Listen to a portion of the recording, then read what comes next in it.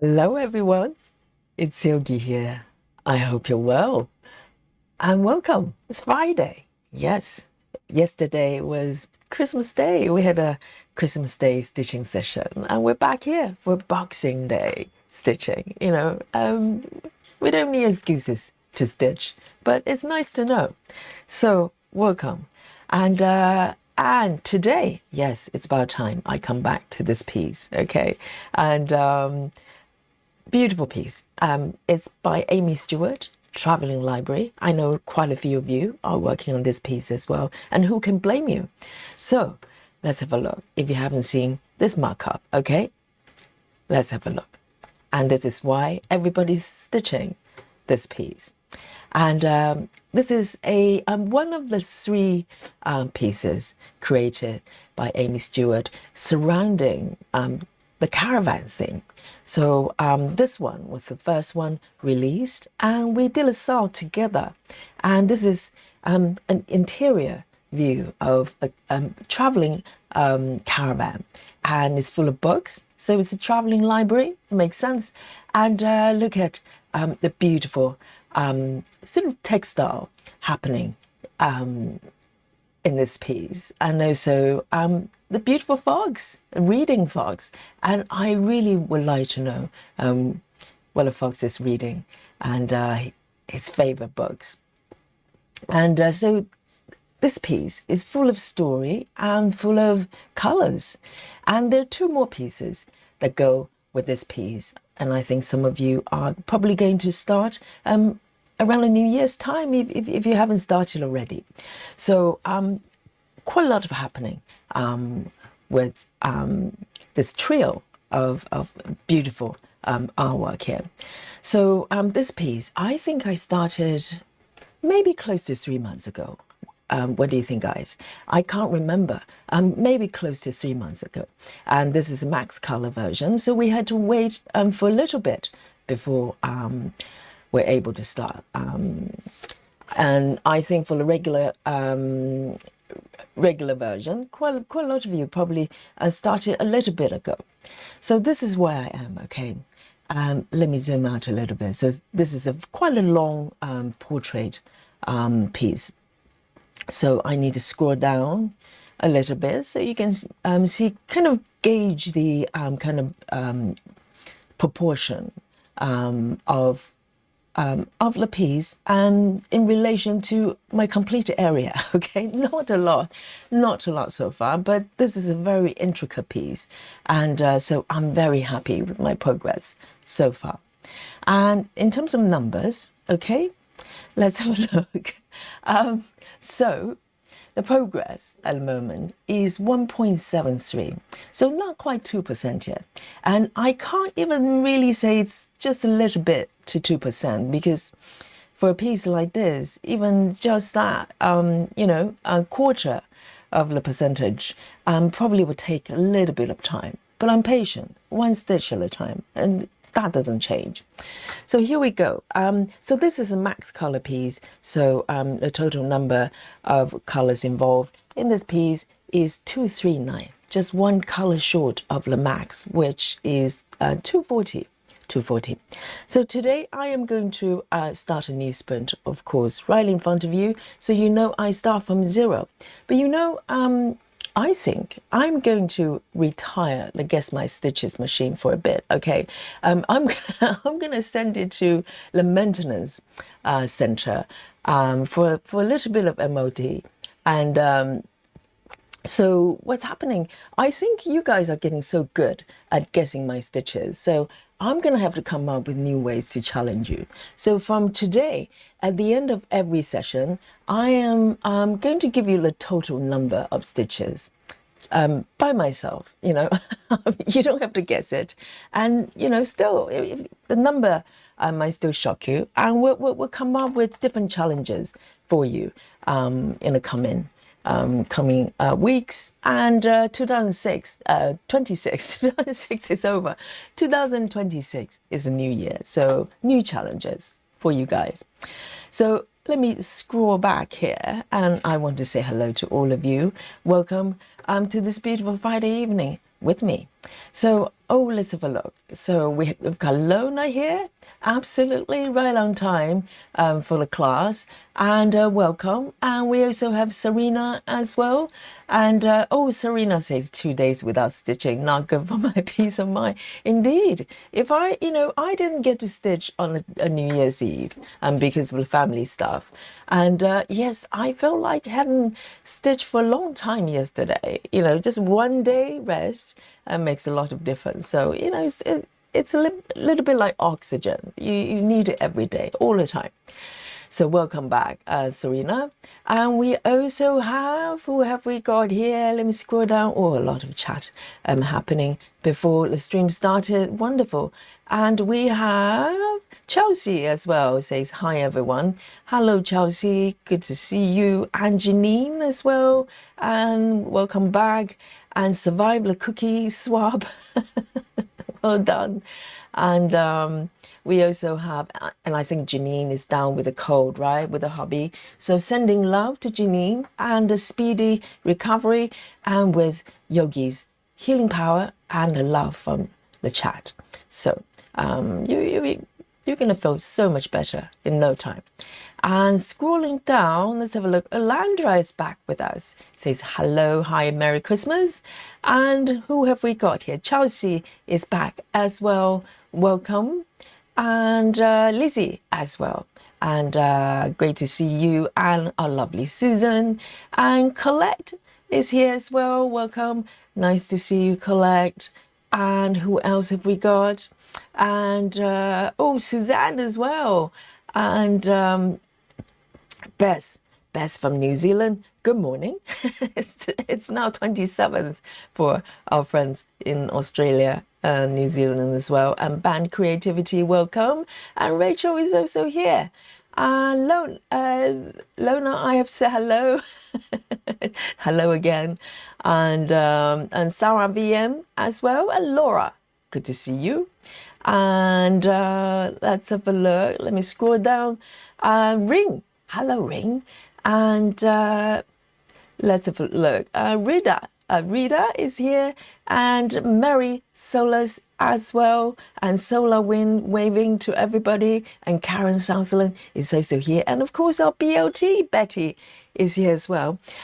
Man, I missed this piece. And, I don't know what happened. The last time I worked on this piece, I had a look. It was close to 2 weeks ago. 2 weeks ago, I asked you.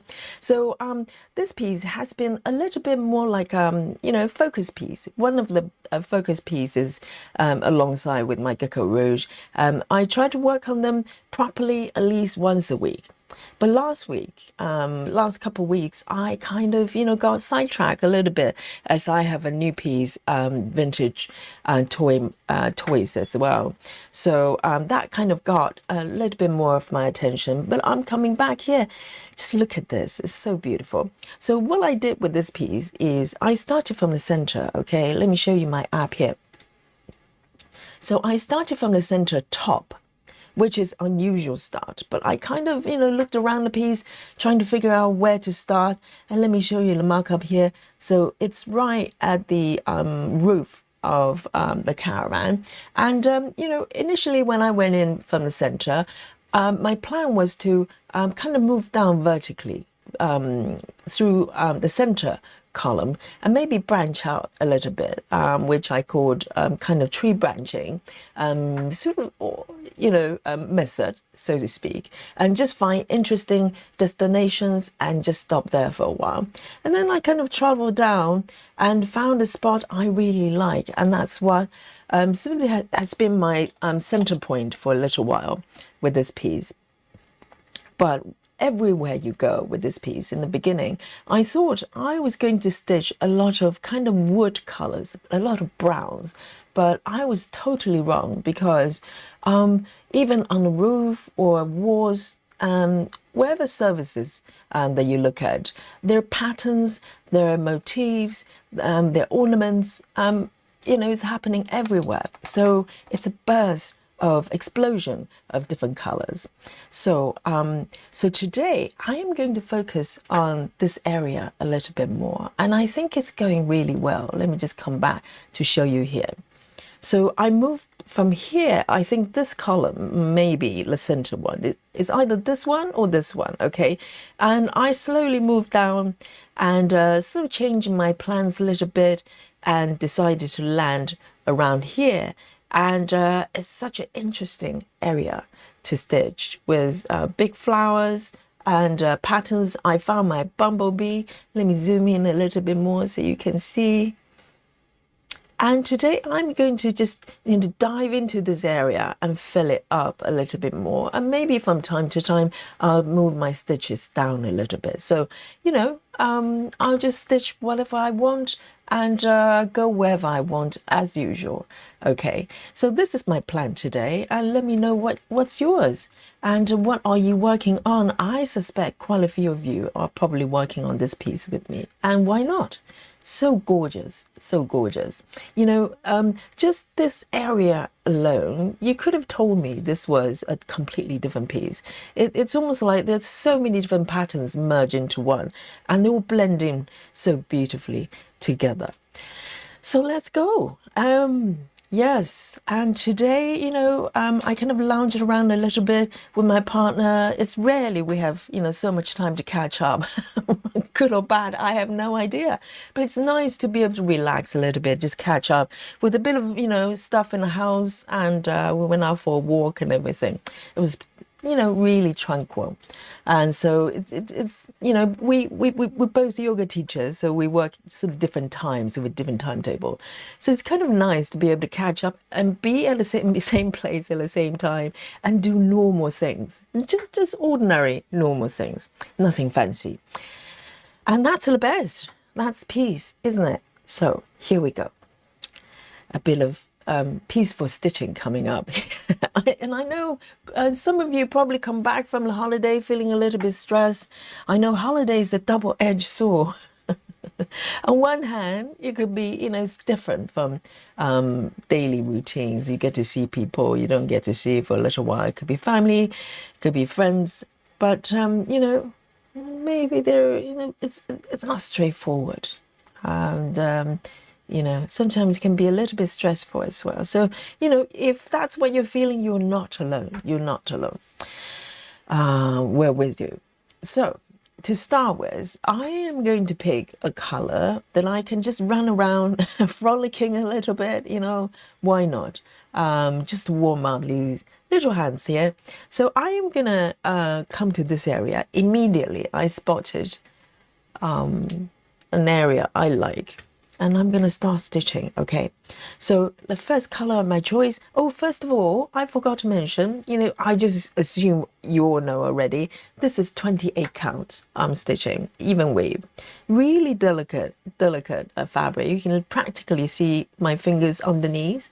That's how light it is. I love this fabric so much. And this is from DMC. And I'm using DMC floss as well. 1/1, full cross. All right, 947. This channel is ever changing, and I love give it breathing space and just opportunities to grow organically in terms of format, and also whatever it is, you lead the way, because this channel is about, these streams are about stitching, but also about conversation. We talk about different topics every day. 947. Let's see how we're doing with our spooky bingo. 947. It's about stitching, but also about you, about your conversation. You lead the way.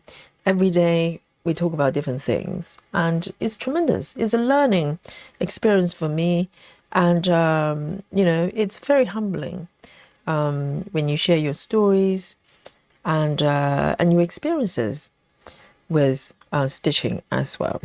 So I'm a baby stitcher when it comes to this type of project, okay? And needles don't like me today. The thread doesn't want to go through. I think this is kind of a slightly older piece of thread that's been part on my organizer. So it's feeling a little bit tired. Let me see if I can get it threaded. Just get it warmed up. Yes, now he likes me now.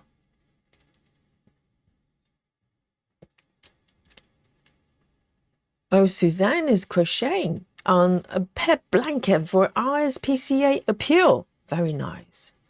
Yes, I think Suzanne is very much a knitter as well. And I used to knit a lot more as well, not recently, but here we go. So I am going to come to this area, just the area below the bee here. Let me move it over here a little bit. Sarah VM says, not stitching at this moment, but well soon. Yes, how soon is now? It's now, really. Here we go. So it's important to find the right spot to start, because if you start on the wrong spot, it's all pear-shaped from then on.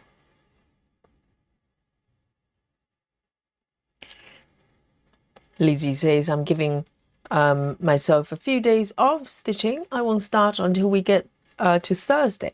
I got all my stitchy ducks in a row. Oh, and yes, so Lizzie's having a stitchy holiday. I didn't know there was such a thing. Well, sometimes if you don't feel like stitching, then don't, you know. You don't want to force it. But I always kind of try to find different ways to kind of, you know, find excitement in my projects. And normally, even if I wanted to take a break, it doesn't last very long, because you know, if I just think about my webs and different stitching methods, etc., before long, I just want to stitch again.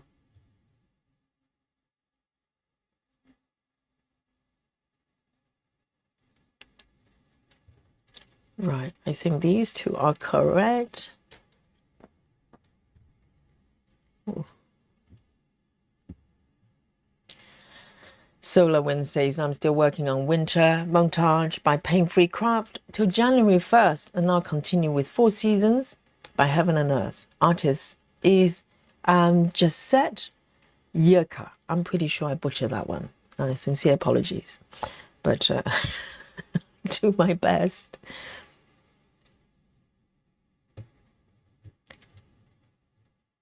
Oh, hang on.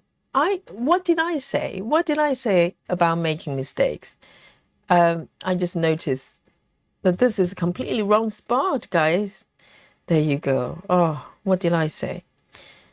Yes, here we go. Okay, we start with a little bit of you know, fudgy. Okay, it's okay. A reverse stitching for everyone. Just demonstration. Post Christmas reverse stitching demonstration. All right. Yes, I was saying, yeah, it's so important to start with the right, you know, right spot, because otherwise it's all pear-shaped from there. And there you go. That's a pear-shape stitching that you're witnessing right there. No, it's not. Yes, Busy Mom, thank you so much. Busy Mom coming in hot with a little fudgy. So Suzanne as well. Have mercy for Yogi. They look so similar. Okay, excuses. It should be these two. Hang on, where am I exactly? Oh, I see. It's supposed to be these 2 stitches. I went over there. There are 2 spots there opening. So, oh, there you go. Seriously. Fingers crossed. This should be correct.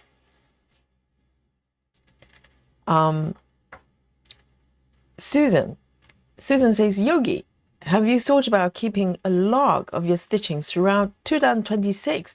I think you would be amazed at the number. What do you mean by a log? Do you mean a log of daily stitches? I don't think I should. So I don't know. I don't really mind that much about stitch numbers, to be honest with you. It's interesting to see, but it's not the motivating factor, if you know what I mean. I'm just not very goal orientated when it comes to stitching, and I have curiosity for the numbers, But, you know, daily log is probably too challenging, and I just leave it to the app to do it. It kind of logs my, you know, all the sessions though, although not based on the days. It's kind of, you know, project specific. But also, to be honest, there's a conscious decision, maybe subconsciously, that I'm kind of trying not to be goal orientated and kind of just let it be. And I think that's when I enjoy stitching the most. In my mind, the goals tend to be maybe, for instance, if I'm stitching on a bumblebee, I want to see it happening. So for me, that's a form of completion in my mind. The numbers just, you know, numbers don't really excite me that much. So I kind of want to keep it that way. And also, you know, Susan, you know by now, I'm totally disorganized. So, you know, for me to do just a logging every day is gonna just cause a lot of pain on my part. And I'll forget. I'll probably do it for a week. And then I forget. So Susan, it's better you than me when it comes to logging.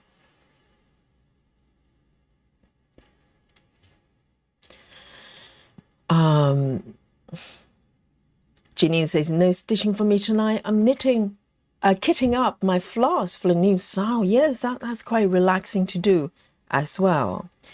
You know, and previous few days, I spent a little bit of time making my new organizer, floss organizer for my, let me have a look. I need to focus a little bit or I'm gonna be frogging everywhere. I spent a little bit of time making my new CXC organizer, and that was quite relaxing as well, because when I was making the organizer, I couldn't really stitch even if I had time. So and it was quite satisfying to see the organizer completed and I can actually use it and it's working well. So that was quite therapeutic to do as well. And I might make a new set, a new organizer for my DMC set as well. Even though it's still going strong, my DMC set is master set is perfectly fine. But I think it might be nice to adapt to the new design. The new version.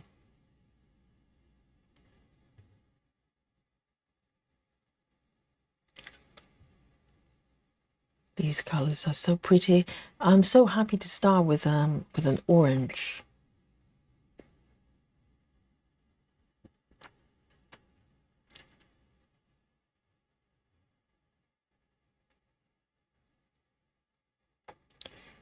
Here we go.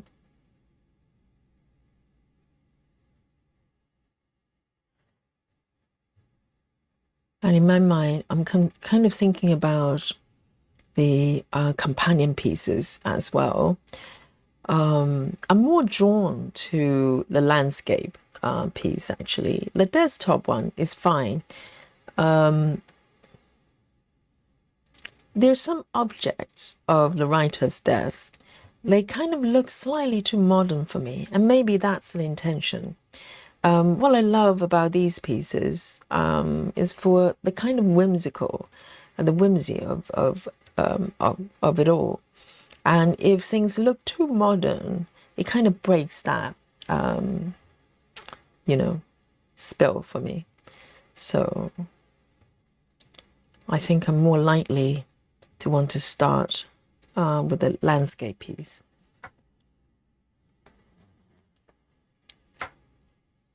Hello, Oregon. Good to see you. She says, I'm starting LaSalle as well, the cottage one. I've been ready for a while, trying to finish the page before that start. Yes, I think quite a lot of stitchers here are doing Heaven and Earth, the Hay Sao 2026. You brave souls.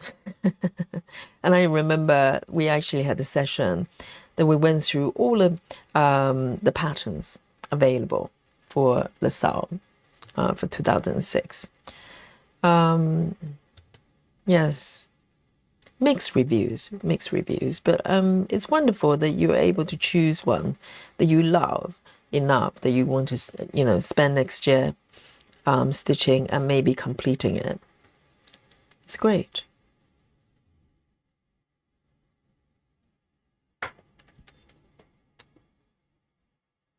Rin says, I'm going to attempt whip go this year. Fail hardcore 2025. Okay, everybody's talking lingo. We need an interpreter here, okay? Anyone? I know, we kind of throw around these words everywhere. We're boomerang, mean to max, spooky bingo, you name it. Let me mark these ones as I go.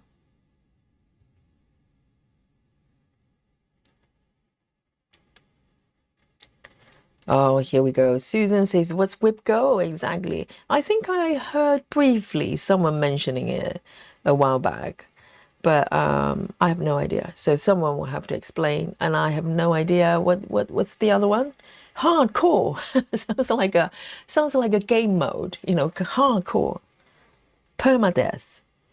That kind of situation. Sounds very scary. And here I am, doing 60 stitches in 3 hours. And some of you going hardcore on me. Oh dear.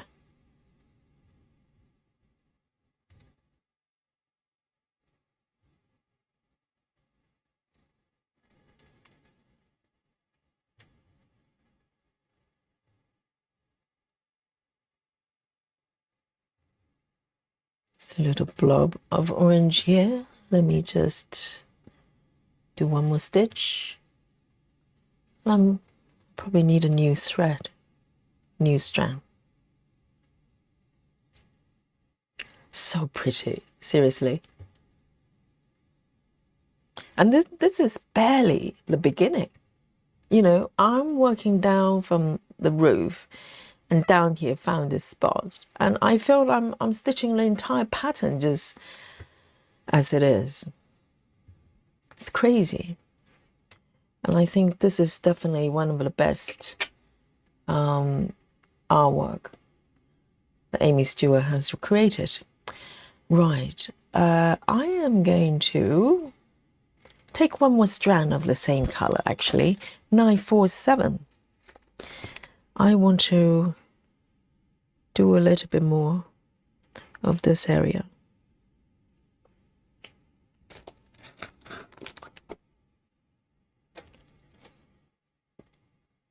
And also just before the stream, I quickly browsed. I went to the So Beautiful website, the pattern creator website, and it's been mentioned quite a lot. So I got curious and went for a look, and they do have some really beautiful patterns. So I might have another look and see if there's anything I'd like to get.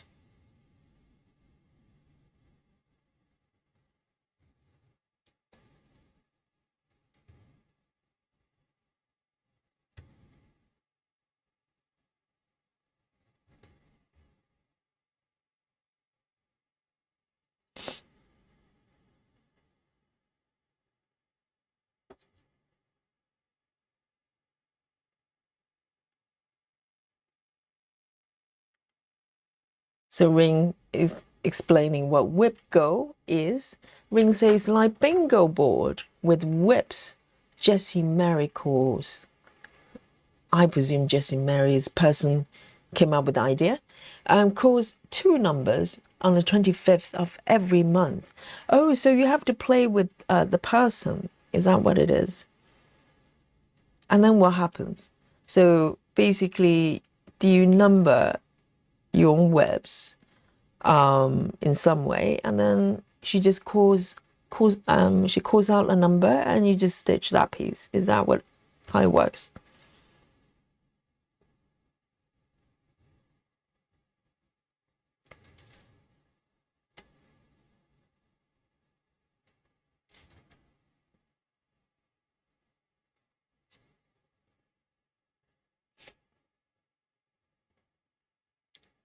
Bing says you assign a web to each square in a bingo board and stitch on the core numbers each month. Each month, so one day a month. You can set the number of stitches or goals of your choice with each whip. Oh, that's a bit too hardcore for me. But I can see, because we all made differently, and a lot of stitches really need sort of, milestones and goals for them to want to stitch more. And I think that might be interesting. It's like a game, isn't it?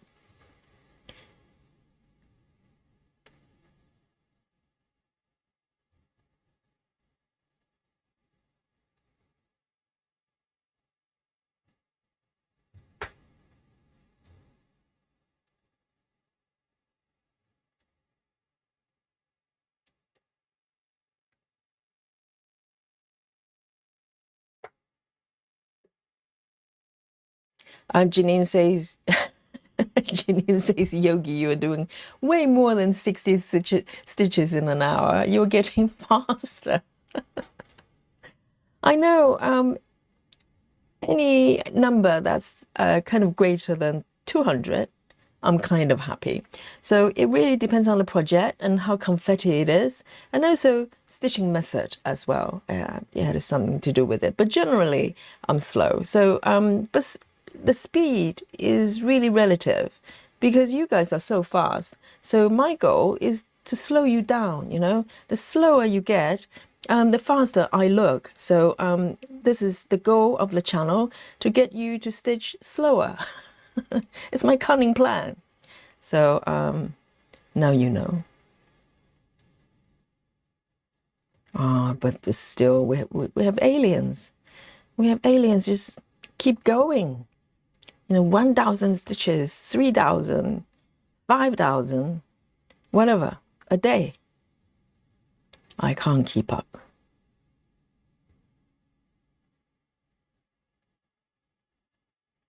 All right then, so here is a natural stopping point for this color, because there's no surrounding stitches here.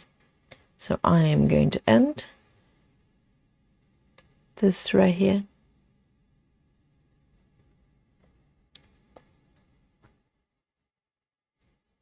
And with a nice tuck-in. And also tomorrow, we are doing a members get-together. Okay, so tomorrow we have Aimee Stewart sale that will go on at the usual time, around this time, 8 or 8:30 p.m. UK time. 947, and then we're going to do a get together just before that. I'm thinking about 5 p.m. UK time tomorrow, and we can do it for a couple of hours. We're going to have a backstitch party, okay? And I have a few pieces that have some backstitching waiting for me, so it will be a fun thing to do when we get together, and just before the Aimee sale, and we can chat a little bit more. So come join me, and you can backstitch with me or just watch me doing it. It'll be fun. And I haven't doing backstitching for a little while, so I need to warm up and kind of revise on the best way of doing it. And I'm really excited, because those pieces would look very different afterwards. I think even just with cross stitching, they're quite beautiful, but I think with back stitching it's going to be even more extraordinary. So next color is 3799. 3799. So if you'd like to join the membership, you're welcome. If you'd like to support the channel, and we do sort of a special sort of, you know, events and no fixed time. We just pick a theme and just do a session, a special session for members. 3799 3799. So put it on your calendar. I think it's going to be around 5 p.m. UK time tomorrow. So we have 2 sessions for members and 1 for everybody.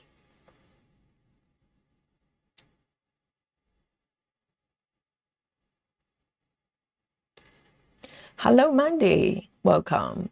And Linda as well. Linda, say hi, Yogi. Susan says, slow chat, fast, Yogi. Slow chat, fast. Well, you know, that's a new channel name, the sister channel.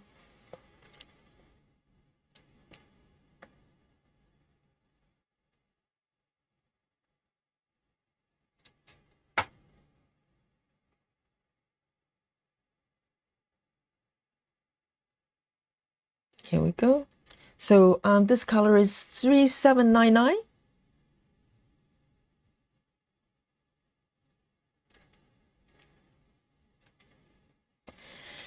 And Linda says, hi everyone from northern Indiana. It's chilly, foggy, raining, rainy out. Oh, foggy as well. So again, I want to make sure that I'm starting at the right spot. Here we go.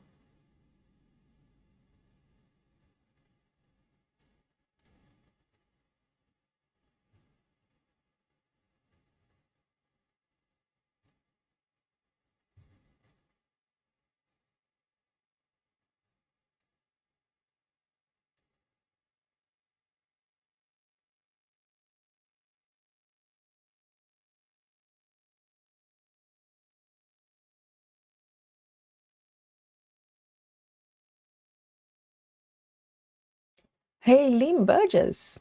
Hello. Says, hi everyone, nice to see you, Yogi. Stitching the traveling library looks good. And Lynn's piece is gorgeous, really. And I cannot wait to get to the fox. It's going to take a little while with my speed. And also I'm stitching from the top of the piece. So it's going to take a little bit. But I'm looking forward to it. The colors are just so rich.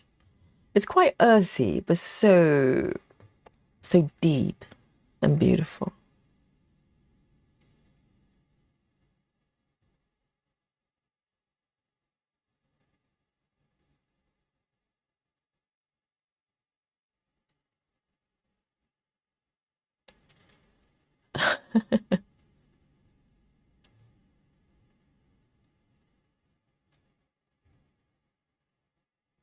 Susan says, I've been looking at the Very Crafty website. They do some good prices on Luca S kits.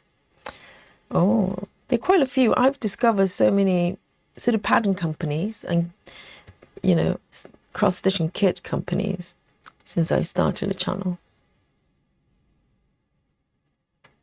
Because prior to that, I pretty much just went to Dimensions.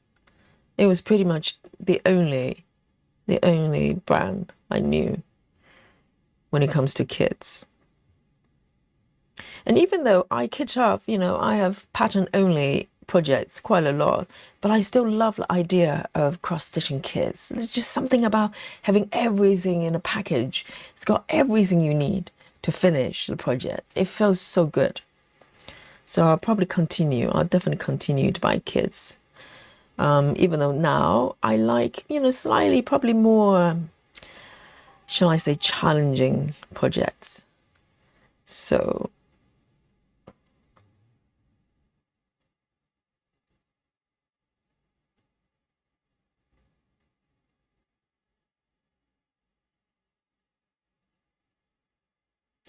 Janine says, does it count as spooky bingo for 3799 if I just pick up the color to put on my floss card? Yes, it does, Janine. Yes, I know you were flossing up, but yes, it does count. The first spooky bingo of this session goes to Janine. Yes, just picked up 3799. Magical.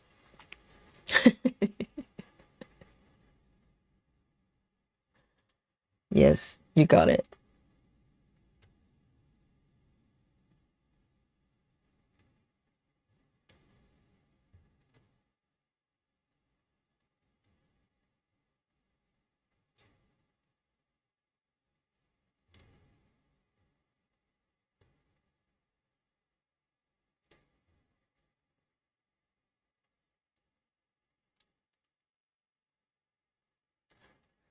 Yes, spooky bingo goes to Janine.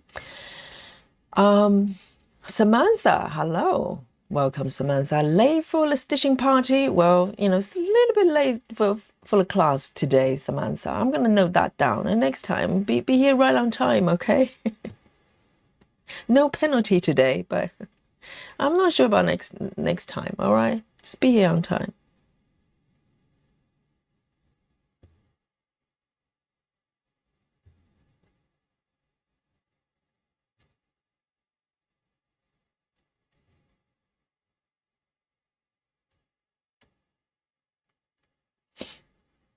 Hey, Grace Houston. Grace, good to see you. Says hi, Yogi, and everyone. Happy holidays indeed. I can't believe this is Boxing Day. It's crazy, isn't it?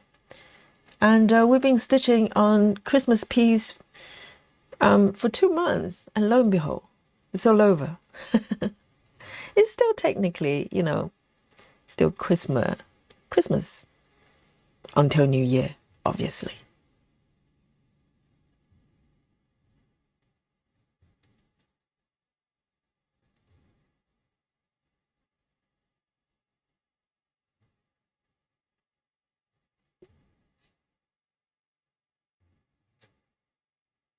I love this fabric. So nice.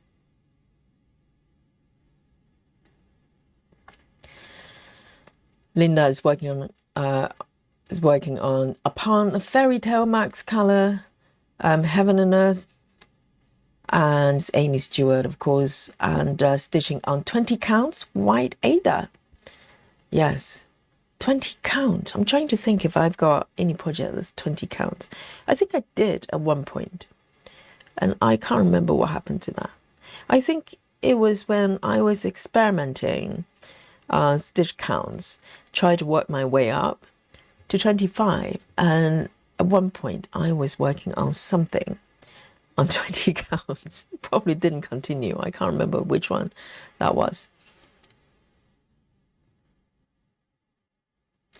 Band Creativity says, just finished the second square on my chart. So satisfying. Oh, so Band is working square by square. That's quite nice as well. And this is what I mean about the sense of completion, because even though, it's one square, it feels like you've completed something, and, it's a milestone with every square. And I think that's why some people like to have a kind of a defined area they complete, one at a time. Either it's one block or 2 blocks at a time, or maybe 1 page. And for me, sometimes it could be 1 square at a time if I'm working square by square, but also, 1 motif at a time, following the pattern. And this orange flower, half of the flower, I finished. Look at this. Isn't that beautiful, right? For me, that's a completion. It makes me very happy. So I much prefer small kind of milestones rather than going, oh, I have to finish this piece by, 2057 or something. That for me is maybe more frustrating than motivating. But that's me.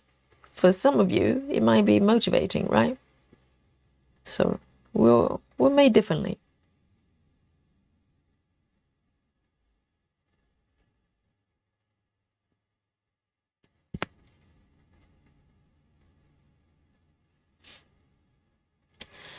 And 071 Sunshine says, hi all, Yogi. You missed a stitch? No. So Sunshine, just come in to, to point out Yogi's mistake. Is it? Which one? I don't know. If I stitch one wrong, it's tricky when you say just one. If it's entire blob or entire row, then it's easy for me to identify. So let me have a quick look here. Okay, Sunshine is coming in super hot. Let's have a look. Which one then? Oh, 2 over here, 1 stitch, 3 stitches, 4. Okay. I can't see anything though. You have to point it out for me. Can you raise your virtual finger and just point it out on a pattern for me, because I can't find it. Grace Houston, what? Don't tell me. Don't tell me Boxing Day is UK thing. Is it? Do you guys have Boxing Day? Today's Boxing Day, 26. Yeah. No? Oh no, my world is shattering as we speak. I found out so many things. I thought the whole world was doing it during Christmas, but not really. No Christmas pudding, no mince pie. And now no Boxing Day. Susan, hug me. I think I'm going to fall off my chair. What? No Boxing Day for you? No? Am I talking gibberish?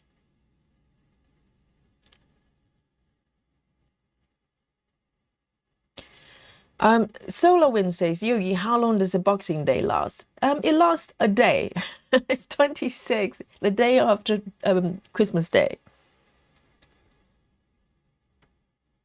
Yes, as it says on the tin.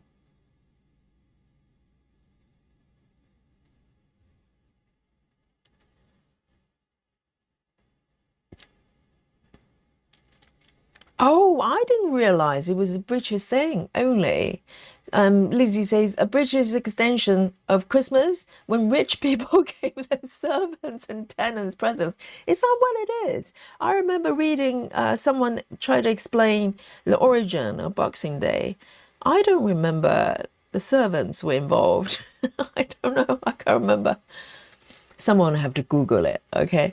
Laura says, working on my cat observer kit by Riolis. I think I'm almost ready for some back stitching tomorrow. Yes, Laura.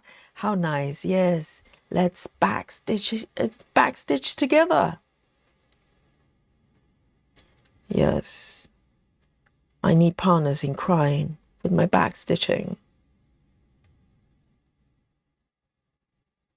Because some people don't enjoy it, and I don't know why, because back stitching is so exciting.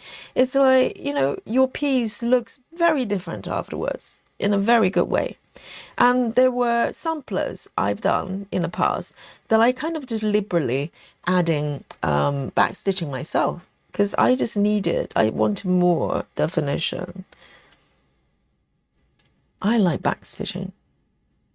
Karen Sutherland says 24 hours. Yes, it's a day. It's a day. Sunshine says, the area that you're working on, far orange color, left side. Far orange color. This blob. Let me double check. Did you say I missed 1 stitch? 2 here. I mean, this blob. It looks fine. No, 1, 2, 3, 4, 5. 1, 2, 3, 4, 5. 1, 2. It looks perfect. Far right orange color. Left side of it. Far right. The left side. Oh, you mean this bit? Let me have a look. 1, 2, 1. No, it looks perfect. Or does it? Sunshine, have mercy on Yogi. Just 1 stitch, let it go, okay? I hope he won't break this piece. And, it's, you know, I'm not ruining Aimee Stewart's masterpiece here. And I think I'm going to just let it go. Ujjayi breath, ujjayi breath. 1, 2, 3. 3 here. Because I can't find it. I can't see what there's anything wrong with the orange blobs. Susan says, had to stop stitching. I started making mistakes. Well, Suzanne, that doesn't stop me, okay? If I stop every time I make mistakes, I wouldn't be stitching at all. Keep stitching, Suzanne. Keep going. Just fudge, you know? Fudgy has compassion. Compassion.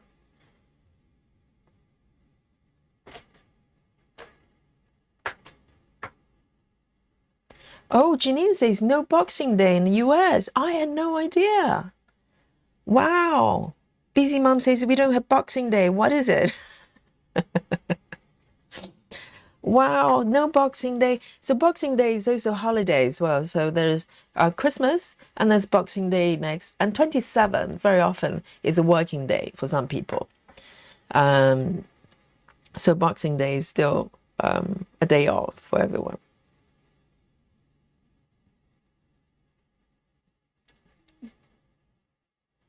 Oh, Lona says it's Boxing Day and my anniversary.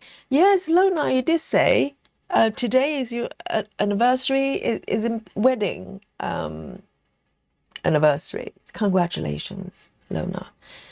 So Lona is aware of Boxing Day. There you go. Lona is in the US, right?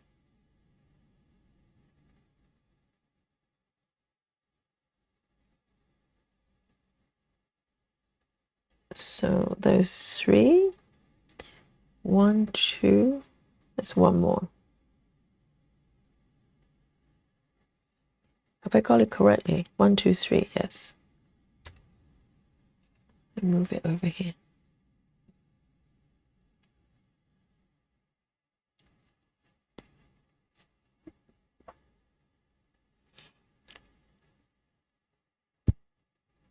Rachel says, "What is Boxing Day for?" A day off for me. I'm sure there. I remember someone listening to someone explaining the origin of Boxing Day, because a lot of modern interpretation for people, younger generations, they tend to think, well, it's a kind of present opening day. It's like boxing, isn't it, or something like that? But it's not. I'm pretty sure there's a profound reason for it. But I can't remember what it is. It just went over my head.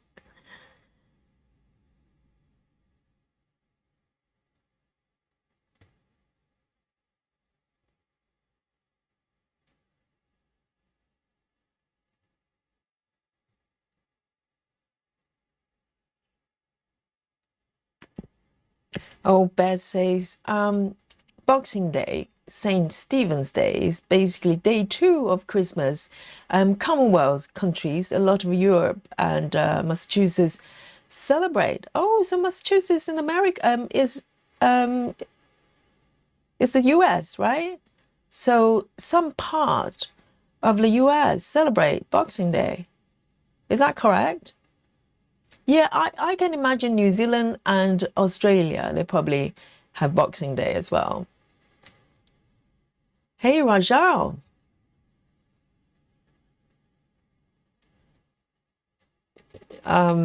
Suzanne says, I always assume people know these things. I know, because if we know something, we just assume other people know as well. But it's not the case. Janine says, so you don't give gifts till the 26th? No, you're doing on a Christmas Day, but 26 is, yeah, it's Boxing Day. I'm sure there is a story somewhere. No, it's not Dharma or Solar. Yes, it probably just shows we make assumption of quite a lot of things that we are accustomed to, and it turned out not to be the case. Beth says, lovely to get an extra public holiday. What about US then? 26 is it a sort of day off? Is it part of Christmas? Or the shops kind of open as well? Because normally 25th and 27th, majority of the shops will be closed. Some still open in London, but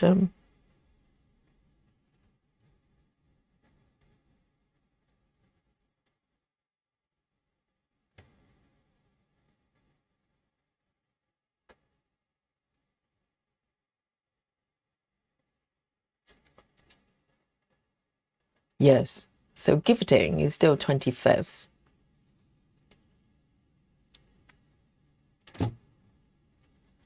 Sunshine says, oh, Sunshine hasn't given up. Sunshine says, the one you've shaded, far right color orange. I've shaded. Look for the dollar sign. It's right beneath where you missed the stitch. Dollar sign. Let me have a look. Let me just pick the dollar sign. And oh, so it's a dark color, not orange. And I can't find the sunshine. It's right beneath where you missed the stitch. I'm sure I probably missed more. Oh, do you mean here? So it's not so much I make a stitch in the wrong location. You're saying that I missed a stitch? You mean here? But there are quite a few stitches here that I haven't done.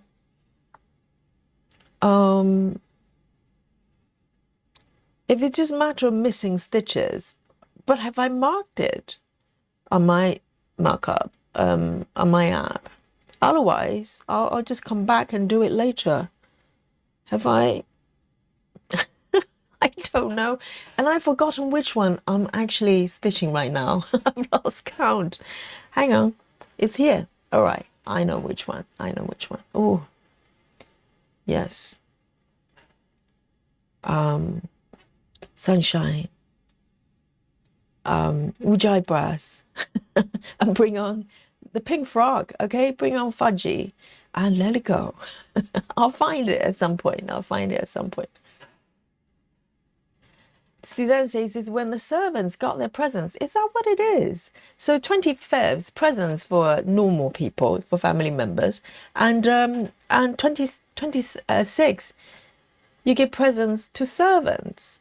So you need to have servants first. Not everybody has servants, surely. So poor people or poorer people don't who don't have servants, they cannot celebrate Boxing Day, is it? Or maybe poorer people, they are servants. So they receive presents. And if that's the case, it's not a very nice day, because why would you have servants? Question one. I can't remember. I remember someone explaining it, but I do not remember the servant part of it. I just do not remember anything.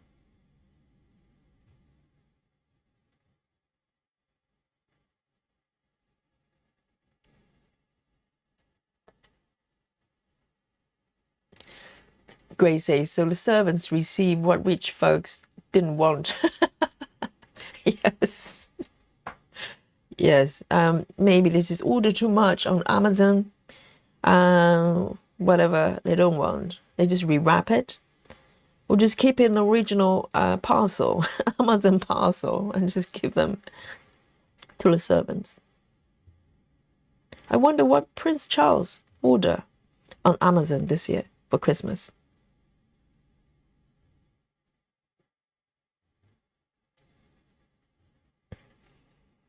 And did he buy a gift for Prince Andrew? You know, I would like to know.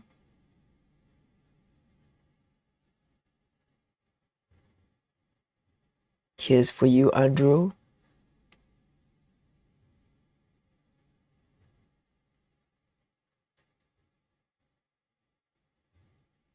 Or maybe Andrew will have to come back as a servant because now he doesn't have title, he doesn't have a job, he's going to run out of money. So, yes, he can always come back as a servant because he's quite familiar with everything, right? He knows everybody. He knows where the kitchen is and all the utensils.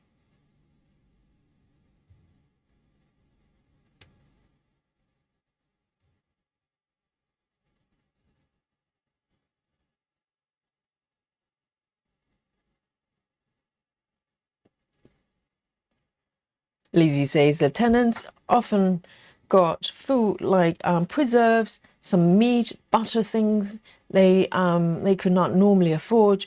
The ladies of the house often sew clothes for the tenants' children. It was a big thing. Oh, so they probably normally kind of live-in servants, and it's kind of an extension of their families. Well, I like to think. I doubt it is like that, but so it's kind of a charity thing, isn't it? It still sounds a little bit wrong. It's like, oh well, I pity you. You don't have clothes, so I give you some clothes and some, foods that we normally eat, but you can't afford to eat.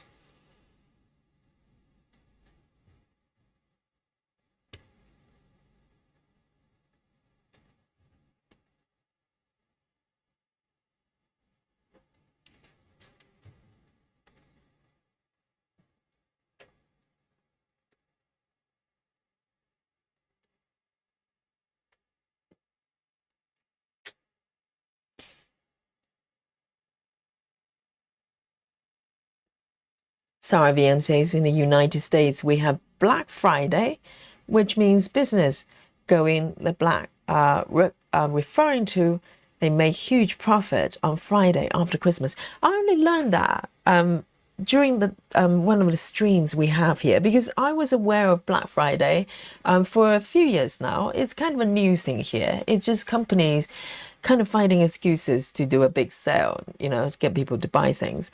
And I was wondering the origin of Black Friday, and someone explained that on the stream. And it's fascinating, isn't it?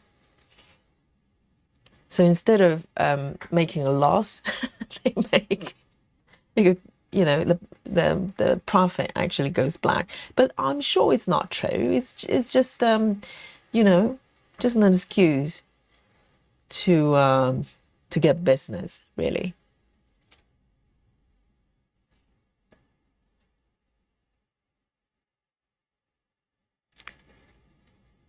Janine says, not the green color on the left of the orange. Janine, do not encourage sunshine, okay? Just stop looking at what Yogi's doing. Okay, I'm going to read. And Janine says, no, not the green color on the left of that orange block. See the 2 blocks horizontal space. 2 block horizontal space. Which one would that be? Then the second block vertical, but that should be just 1 block unstitched. Do you mean 1 stitch unstitched? I can't. Jeannie, let it go. Wooj eyebrows, everyone. And Jacqueline says Boxing Day in Canada. Oh, there you go. So it's a little bit random. Some areas, some countries do have Boxing Day. So, and do you have servants there in Canada? Yes.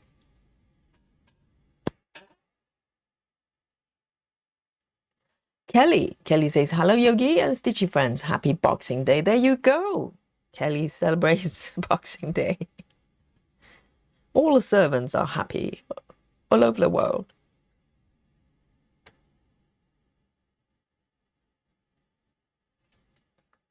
All right, then. I'm going to do a little bit more over here. I'm trying to pick ones that it's got a few more stitches that I can dig into. Let's have a look at this one. It's a little bit all over the place, but I think it's probably better to take care of this one first. Let's go. 902. 902. 902. Let's have a look.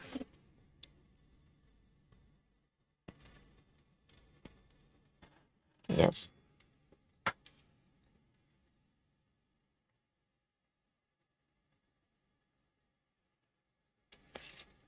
Beth says, Sarah, isn't Black Friday the Friday after Thanksgiving? Let me go back to Sarah's. Black Friday, it's a business going to the Friday after Christmas. Oh, that's right. It's not after Christmas. It's after Thanksgiving, isn't it? Yes, because it's over already. It's gone. That's quite true. Maybe it's a typo.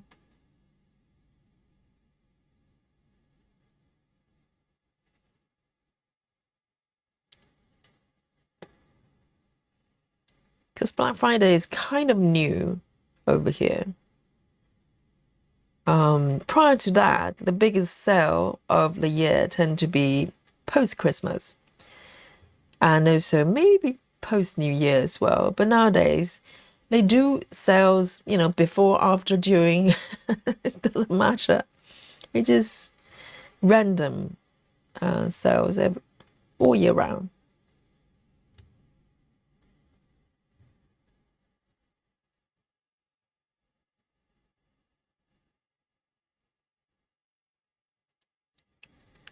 I'm going to take care of this one.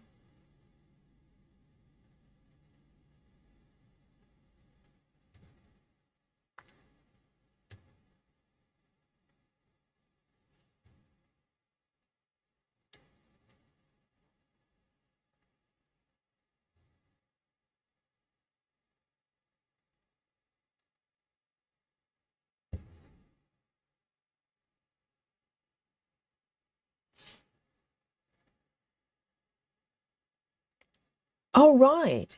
Some say after Christmas. Is there another Black Friday? I don't know exactly which days each year, but I think normally it's before Christmas. Are they having another one? Even blacker Friday after Christmas. Part 2. Can you say blacker or darker? Who knows?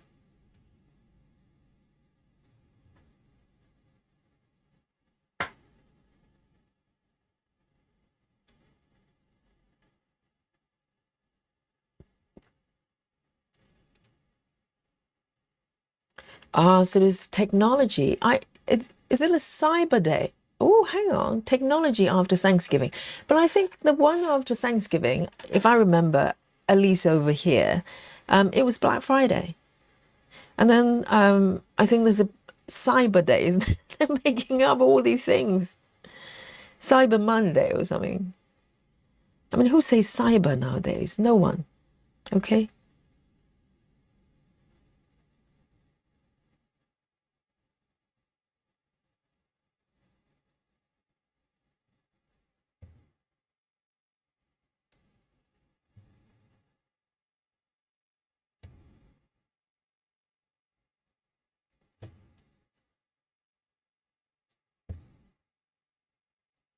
It's actually quite satisfying to just kind of go in and fill in all these little stitches.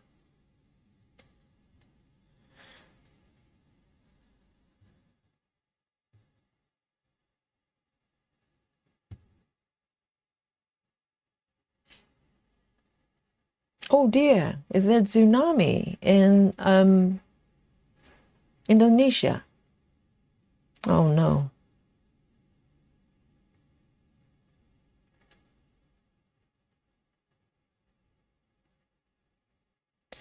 Ring says, no 26th day off here at work now. So 26th is a working day in America. Is that true? Oh, that's brutal. You've just said Christmas. You need to recover. But 27th is a normal working day for a lot of businesses.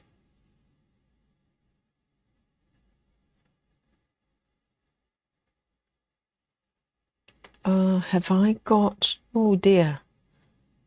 Have I got it correctly? Why does it look different? Oh no, this one is not correct. Hang on a mo. Hold your horses. No, it's supposed to be here. It will start to look very similar after a while. All the patterns. Right.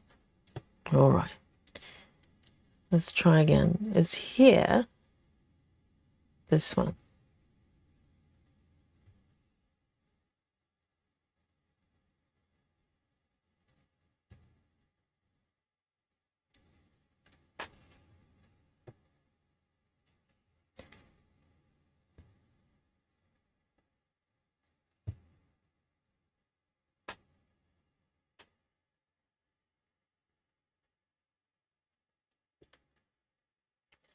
Sarah VM says, I feel like in the United States we make stuff up and just accept it. I know. Most people just go, oh, okay, and not really questioning it. It's like Black Friday over here. Literally, they just start happening over here maybe a few years ago. And people kind of just take it as it is. Oh, it's a day for sales, and not really questioning why are we doing it? Where does it come from? Yes.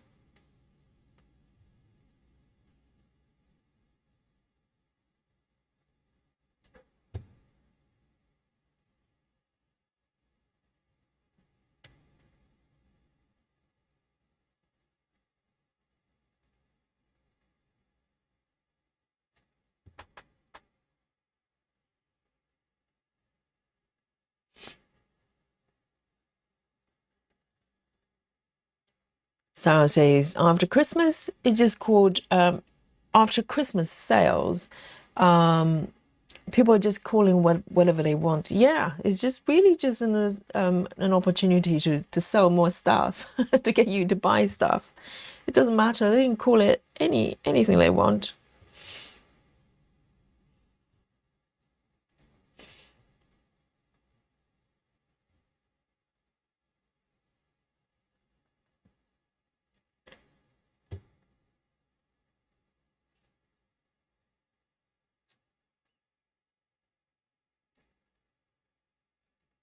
Susan says, Susan, you've got a good point. Okay, King Charles has people to do his shopping. I still, for some reason, I can't really call him King Charles. I just say Prince Charles.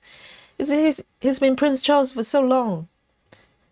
I've forgotten he's actually a king nowadays. Well, I don't know if you know everybody. Maybe sometimes he like to do his own shopping because it's fun, right?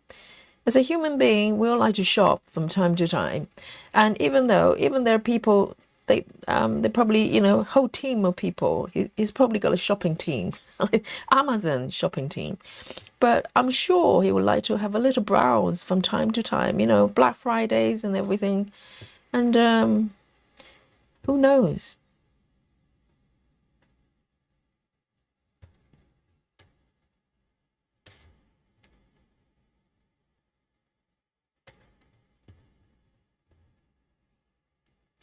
Sola says, I always heard Boxing Day was when the superiors, bosses, masters, master of the house trade places with their subordinates, servants, employees to know what they go through every day.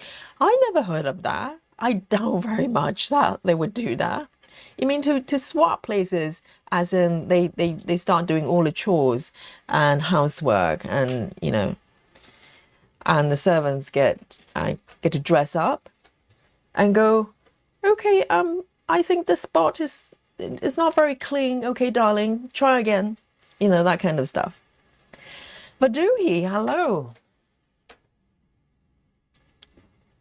Lizzie says some servants were treated better by their master mistresses than they treated their own family members. I think it's a kind of a part of a, I don't know. It's part of the way they live. So yes, I suppose you can get very close to people serving you, because they know all the nitty-gritty of your day-to-day things, probably more than other family members. But I'm sure there's probably still some sort of, barriers that you do not cross. It doesn't mean that they can't be treated very well, but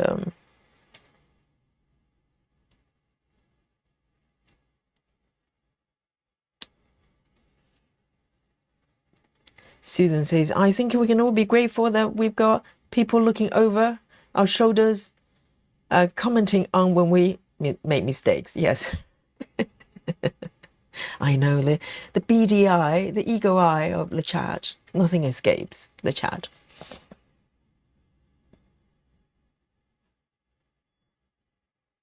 Kelly says, we're having the third family event today. Dinner, and my father-in-law, he's 92. Oh, well done. So we never know what will happen. Like what? Finishing a meal? Okay, I'm joking, Kelly. Every day is precious. We don't know what's going to happen tomorrow. So, just be happy and live a good life every day.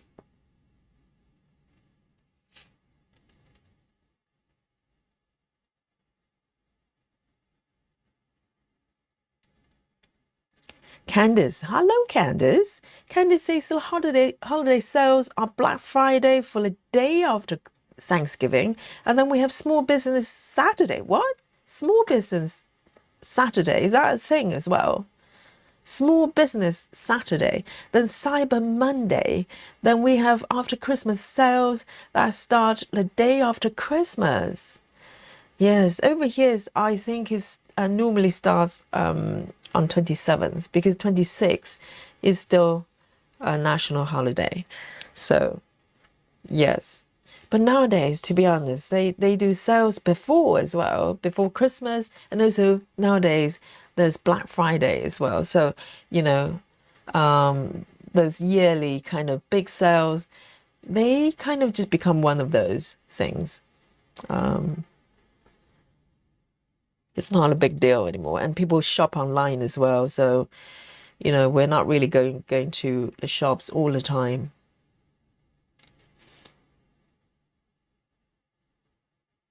I bet the retail business, they're probably panicking.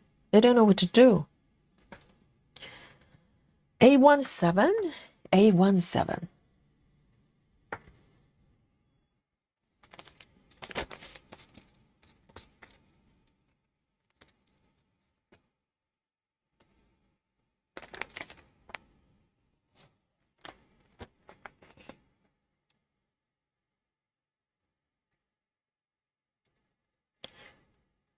Boxing Week. What is it? Is it after Christmas? That's the entire week? Oh, the servants were like that. Instead of just a day, you have the entire week to receive, all sort of goodies.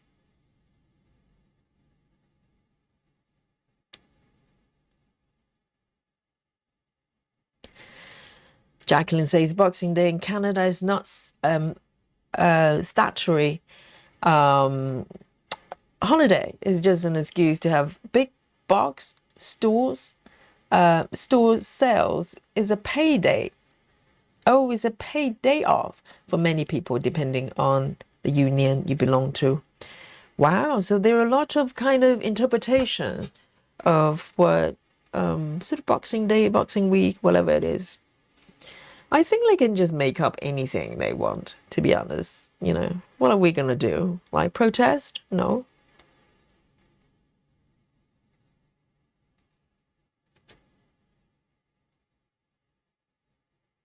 And also the small business day. I mean, what qualifies as a small business? It's relative, isn't it? Are you big? Are you small? It's depending on who you're comparing yourself to.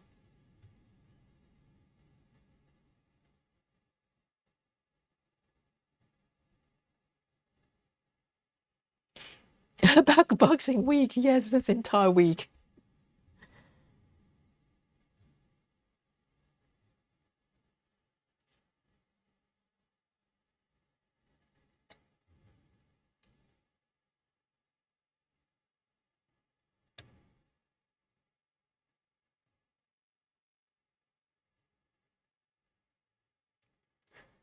Nora, hello. Nora says, my tablet battery died in the middle of my stitching. I should have kept it plugged up and charging.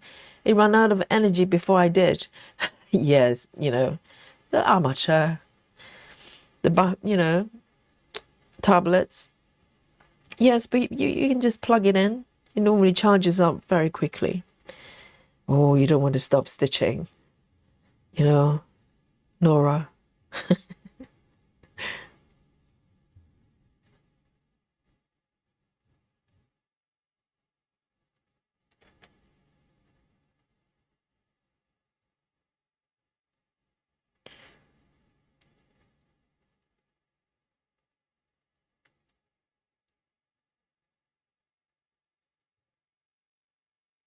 This color is gorgeous.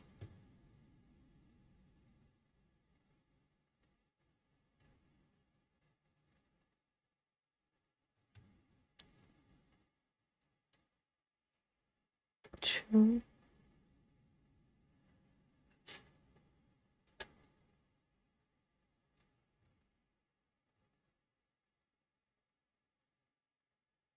Hello, Jody. Hello. Jody says, hello, everyone. Hope you had a great holiday. Indeed. And I hope you had a really good time as well. And Jody says, I started a new project on Black Ada. And wow, it's hard to stitch on. There's 14 counts and still hard to see. Yes, I wonder, because a lot of people use colored fabric, okay? And I suppose if you're using black Ada, it's probably because you're stitching a lot of white, right? But black by default is harder to see kind of the grid and definition on the fabric. And how do you grid it? How do you even do that? So you might be able to see the white stitches, but if you can't even see the fabric, then what do you do? Oh, it's not as straightforward.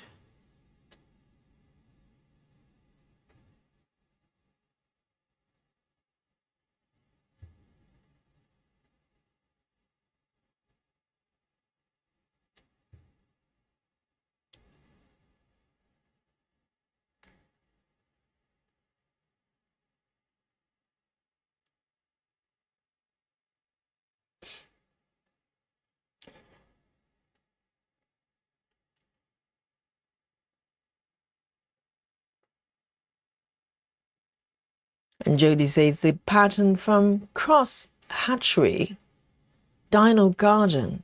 Oh, sounds like some sort of dinosaur related pattern.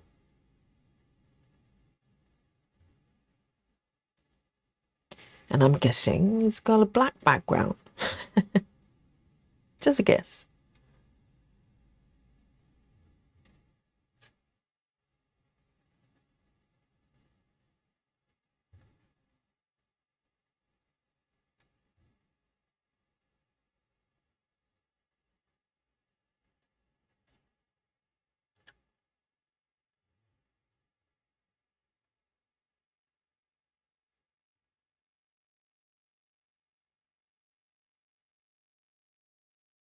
Jody says, too much food, too much beer, too much tequila.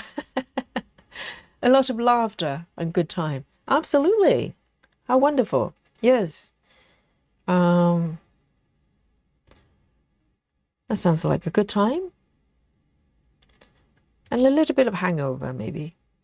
But it goes with the territory. It's all worth it, I'm sure. Where am I exactly? Am I even stitching the right block? Let me double check. All right, yes, that's fine.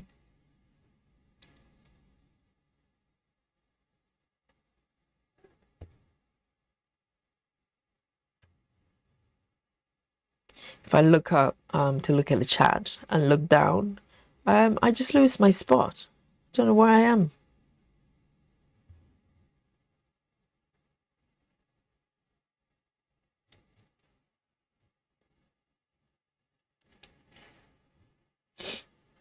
Candice says, small business Saturday is so people buy items from small mom and pop stores to find unique presents versus the big box stores. Oh, I see. So you just go out to kind of independent shops and just buy stuff.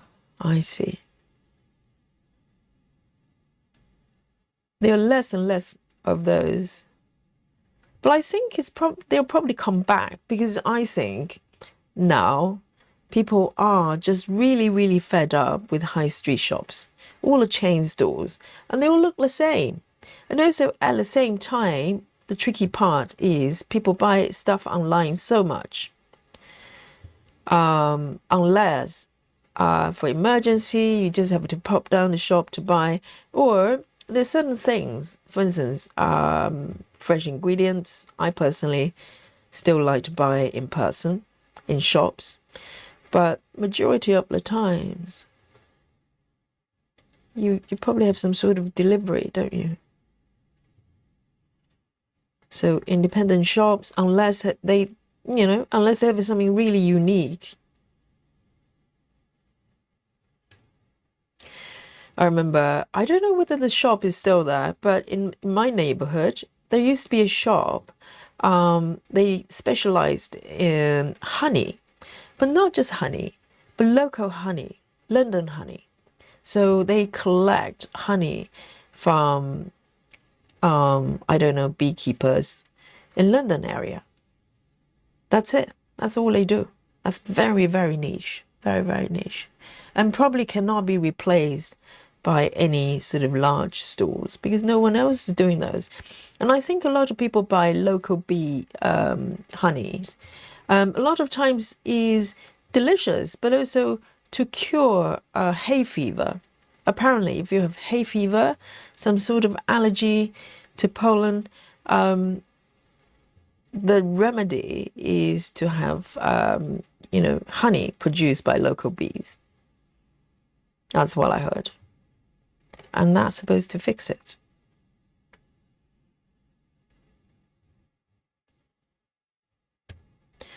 And I'm always amazed. My local bookshop is still there, still open after so long. It's just, it's not a chain, it's just an independent bookshop. It's been there for a long time.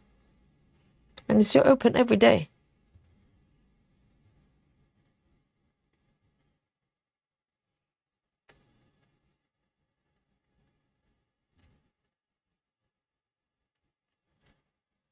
Jody says, oh, regarding gridding of dark fabric, she says, I use the chalk pencil.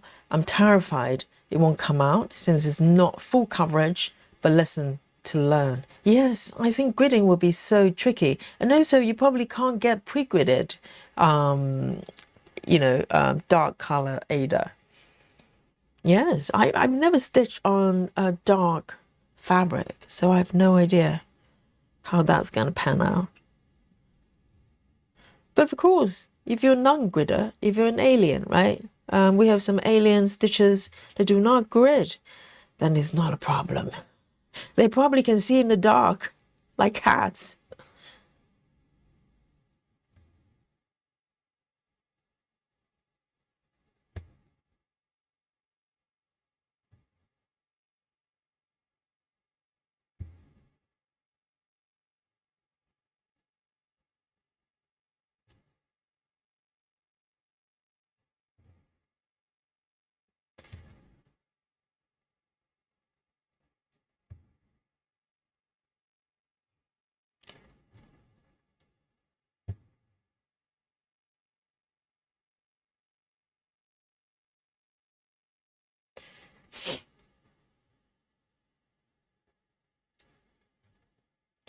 Linda says, I don't stitch on dark fabric. I use 14 count light blue Ada instead of dark navy blue or black fabric. Yes, my Ada, 14 count Ada, they are, they have a light blue tint as well.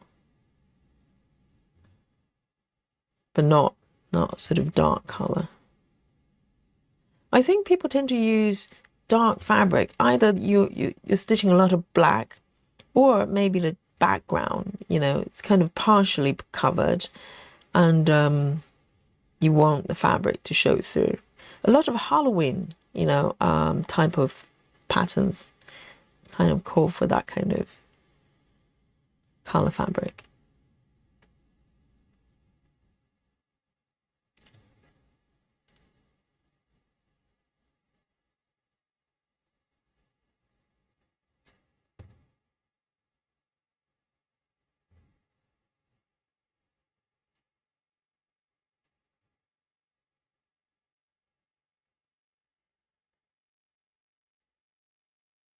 Busy Mom says, I don't grid. There you go. I told you. We have aliens. In the chat here. Oh, they're lurking around. They just blend in, Busy Mom's like, hey, I'm just a busy mom. No, she's an alien. Alien stitcher right there. Okay, and Busy Mom has got a channel. Time for promotion. Yes, Busy Mom has a YouTube channel. She's a floss tuber, okay? Alien floss tuber. And she releases Whip Parade weekly, so go watch. A17. If you'd like to see some alien stitching, go to Busy Mom's 717. Is it A17? Go to Busy Mom's channel, okay?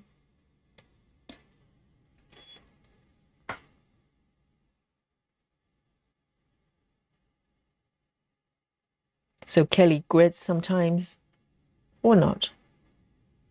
For me, it's gridding all the way. It's a jingle bell, jingle all the way. I grid all the way, or I lose my way. I mean, just look at this. Even with gridding, I still, miss stitches here and there.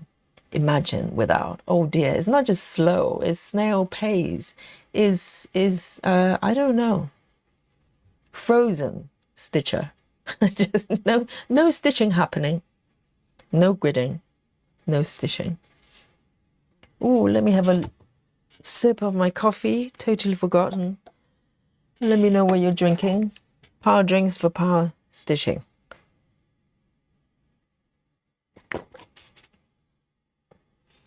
Linda says, my town has small business day. I live in a very small town. We don't even have grocery store. We do have a Dollar General. Wow, that sounds really whimsical for some reason. So you don't even have grocery store. So where do you get your grocery? Do you have to travel really far to get it? So if you run out of milk, or you need to get some eggs, you have to drive 3 hours to get to the next store. I've been to a town, or village rather. It's not that far away from London. It's in an area called Cosworths. It's really beautiful.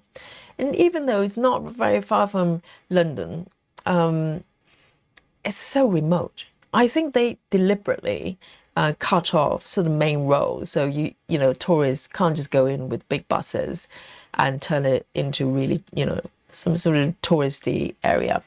So if you go to those villages, and they're quite a few, they're quite small. And I remember I went to one, I can't remember the names now, the name of the village. And there's a hotel, that's where we stayed. And in a town area or village center area, literally, there's no shops. So there's one store that is doubling up or tripling up as a kind of souvenir shops. There's a little bit of grocery, but mostly just for visitors, I don't know, local biscuits or whatever it is. And it's also a post office. So it doesn't look like a post office, but on the side, you can see the Royal Mail sign there. So you could, drop maybe your parcels there or something like that. And or buy stamps or something if you still buy stamps. And on top of it, it's also the local bank as well. So there's no cash point, but you can get cash back. So that's how local people get cash. There's no cash point, but you can go to the till and just go, well, I like £20. cash back, and they give it to you over the counter. And that's it. That's an entire shop. And on top of that, there was a pub. The pub was actually quite big. I think that's kind of a, where people gather. And that's it. As far as shop goes, three, a pub, a general store,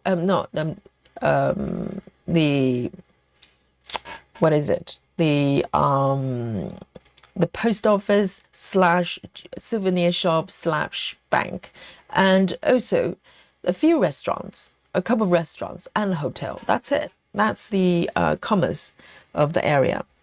And it was beautiful. It was a tiny little river running along the side. And but it felt so remote, even though I could travel back to London in 2.5 hours. But, I'm very limited Wi-Fi, or there's some Wi-Fi, I think, but the mobile phone reception is pretty weak. And so it's a little escape. And there are places like that. But, kind of by design, I think they deliberately try to cut off convenient ways for people to just come in and, do stuff. So very few shops. Busy Mom says, I'm drinking water, wishing this day to get over. Oh, Busy Mom's is at work today. So Boxing Day, yes, we just discovered Boxing Day is not a national holiday. It's not a day off for everyone. Oh, imagine after Christmas, we just have Christmas, and then you have to get up and work. Kelly says, I'm stitching Haunted Halloween on Stormy Grey Jablin. So you're correct, Yogi. Yes, a lot of Halloween pieces. It kind of calls for a really dark color, dark navy or black fabric.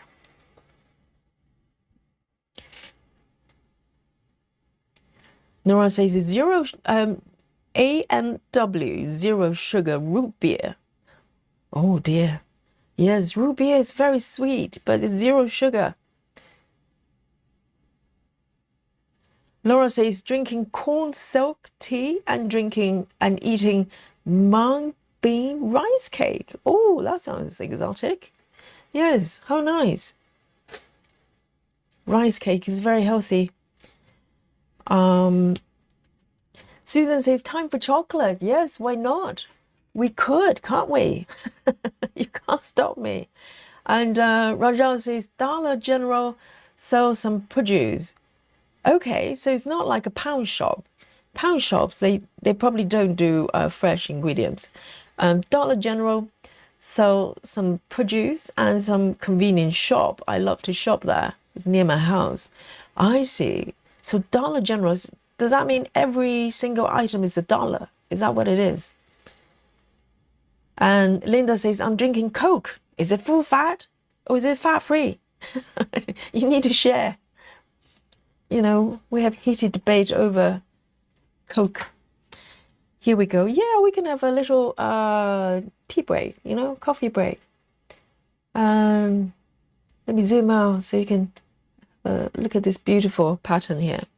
So this bit is looking quite attractive now for me, so quite inviting, because I kind of started here, so I spent fair amount of time there, so I got a little bit fatigued looking at it, and so I traveled down here and landed here for a little bit more, and now looking back, that looks really interesting. Maybe at some point, very near future, I'm going to go back there and do a little bit.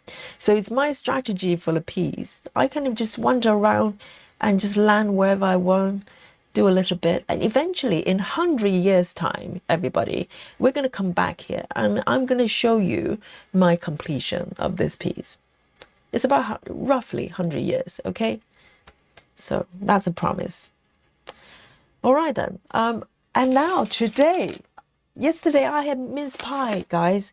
But today, obviously, I'm coming back to my chocolate button. Yeah, finally, giant chocolate button is back to my life. Linda says Dollar General has milk, egg, bread, and other grocery items I order online from Walmart for my water, cat food, cat litter, cat treat. Yes, all the cat stuff. They're so heavy. You don't have to go to the shop and fetch them, right? They're really heavy, and it's all the same if you know the brands, or from Walmart. So you can get delivery. So that's great.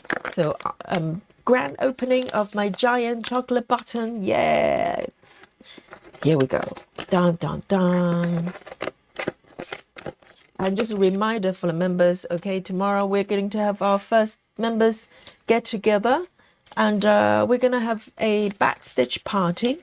All right, so me and Laura, we're going to be backstitching, and maybe some of you are going to join us for a spot of backstitch stitching. But of course, you can stitch whatever you want, and or even not stitching, just watch Yogi backstitching, okay?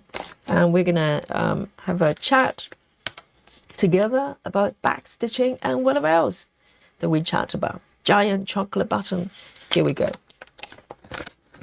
And if you don't believe it's giant, oh, let me show you.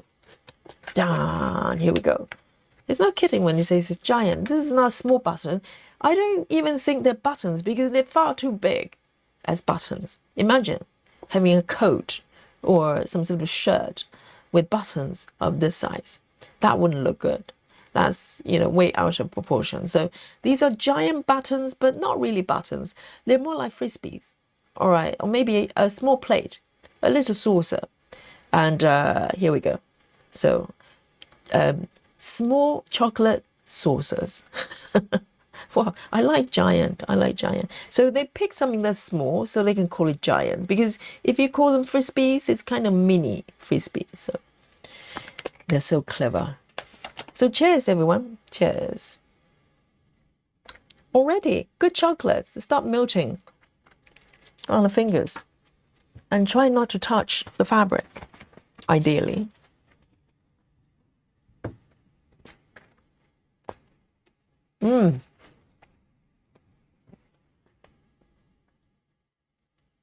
See you later, Kelly. Enjoy the family. No drama, okay? No family drama.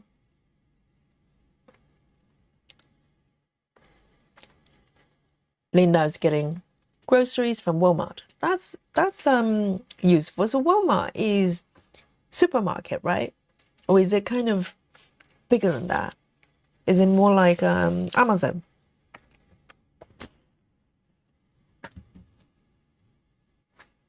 Busy Mom is asking what time again? It's going to be, I think it's going to be 5 or 5:30 p.m. UK time. I think 5 p.m. UK time.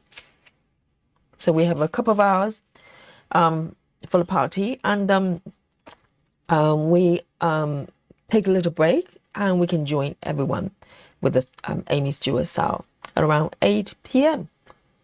So that's the plan.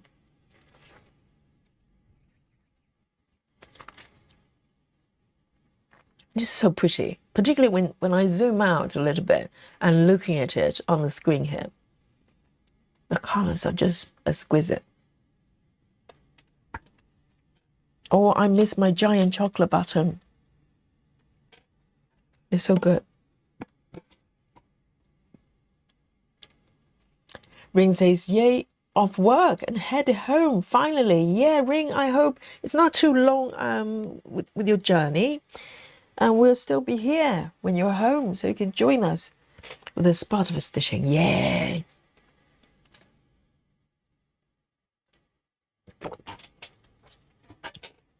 Oh, it works so well with my coffee.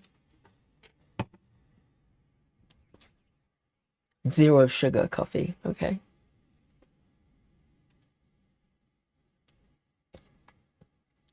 Linda says, I'm drinking good stuff, regular coffee. Oh, very bold move. That's a statement. You know, full fat Coke is like a statement. It's like, yes, it's got sugar.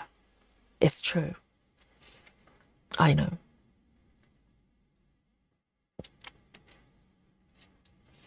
Yeah, sugar just makes me lightheaded. Seriously, it makes me feel weird. So I try to keep it as minimum as possible. I think it does something to my brain. Right. I am going to try and fill in this area a little bit. I'm not going to do ninja stitches at this point, but I am going to kind of start to fill in a little bit here. Right, 902, I hope you enjoy your chocolate break. I did. I might have another button in a bit. 902, 902.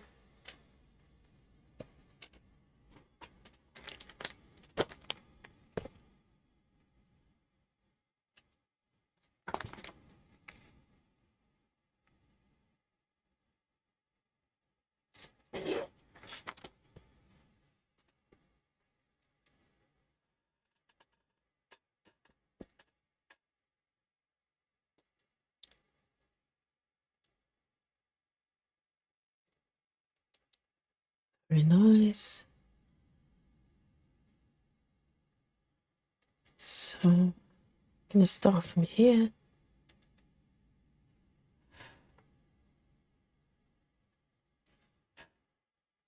Imagine the whole piece just, you know, dark, slightly dark background and with just different motifs on top. That is a piece of artwork by itself.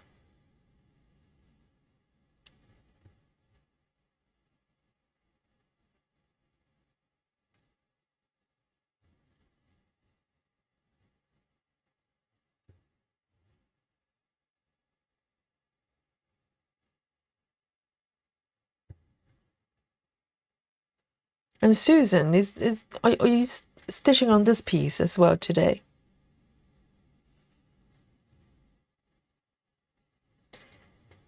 Or maybe you can't because you have to use the digital PDF. Oh, did I say the P word? Susan's a paper girl.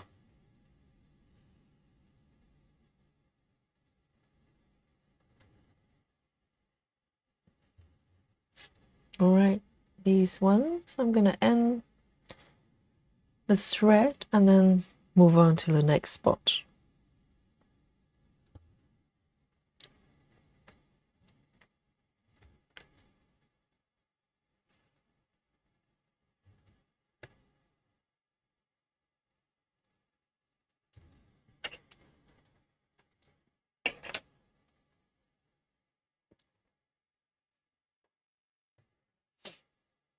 And the weird thing about this way of stitching is when you have kind of loose stitches, they're not done yet.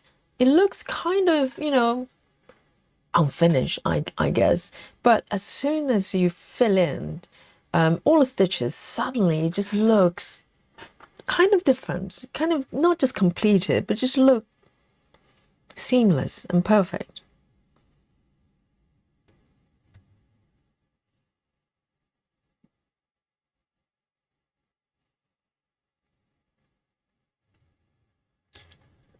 Linda says, Walmart is a super center. It has everything in the store. Super center. Now I'm learning new words every day. I mean, over here, sometimes you refer to a large branch of a store as superstore. But they tend to be in a slightly kind of less city area because, the space in London tends to be more expensive. So larger stores tends to be more there's 6 zones in London and from the centre outwards. They tend to be more in outward zones. So unless you have a car, you probably wouldn't go to those large stores.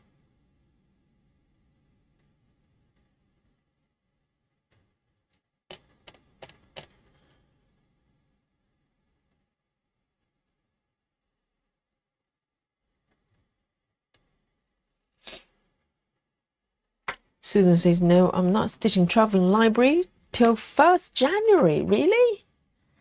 Then I'm going to try to stitch on it every day for 2026. That's the plan.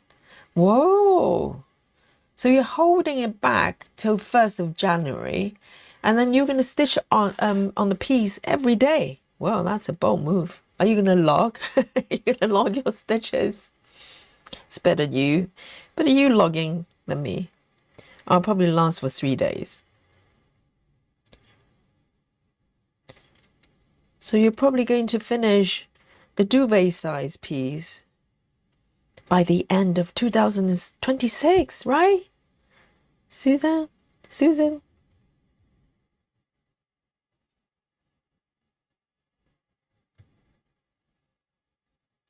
So Susan's working on 16 counts. So it's a massive, massive piece.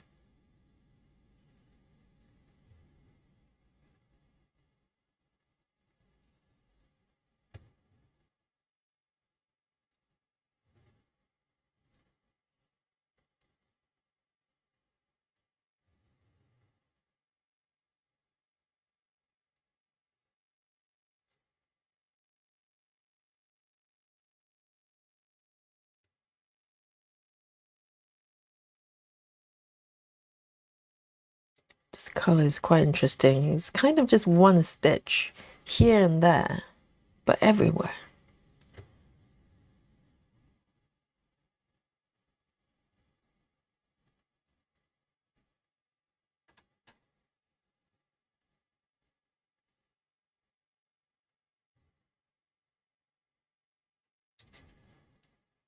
Falling off the edge.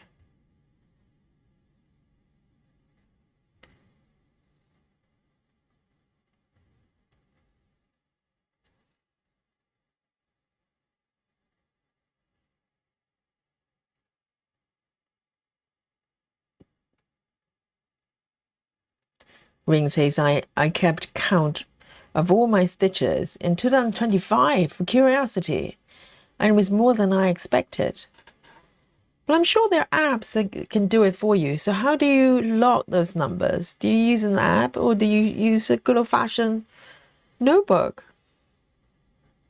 Have you guys seen Nikki's notebook? Oh my God, it's a real notebook, like with papers, you know? And she actually writes with a pen and she logs, I'm not sure if she logs all her numbers, sort of daily stitches. I don't think that's what she does. But I think she keeps track of starting date, etc., which never even occurred to me. It's a thing to do.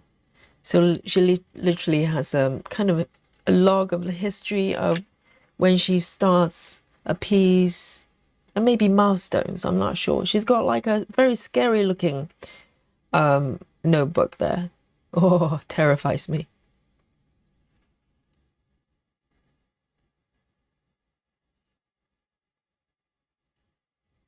I don't think I even have a notebook in the house.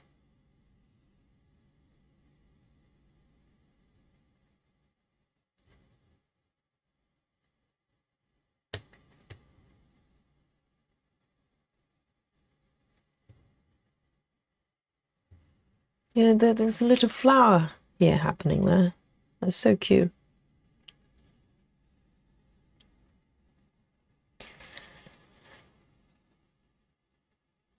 Ring says, I use a daily planner, wrote down what I stitch on and how many. Wow, on paper. So not a digital version, a physical version.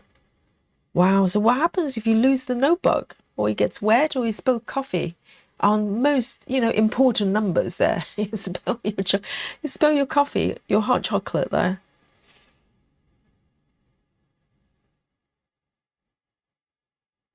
One, two.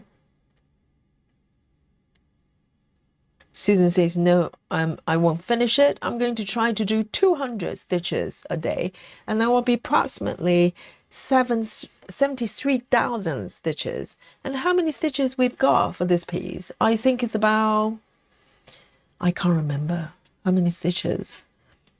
And you were doing regular size, right? But 73,000 is tremendous.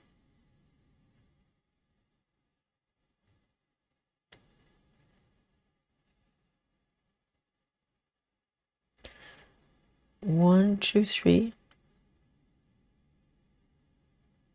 1, 2, 3.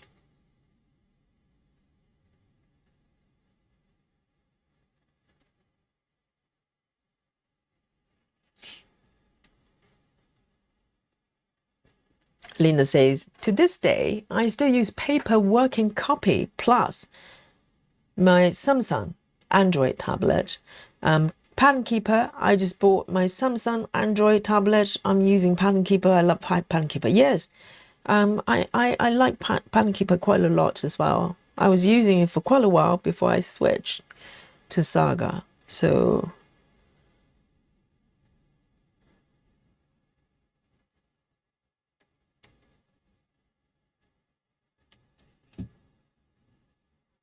So when you say paper working copy plus, is that a physical notebook, I wonder?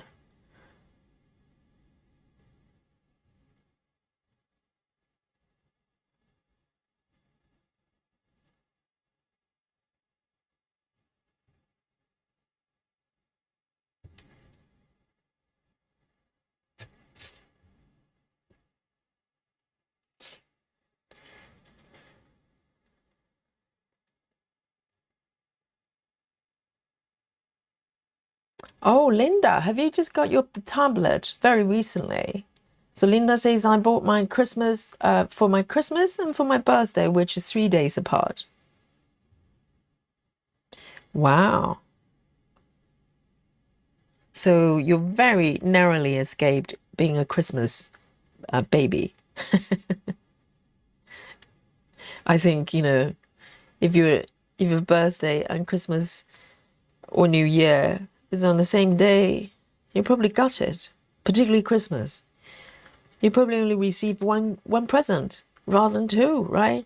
But 3 days apart, I don't know. It's a gray area. If someone's birthday is only 3 days before or after Christmas, do you give the person 2 gifts or 1?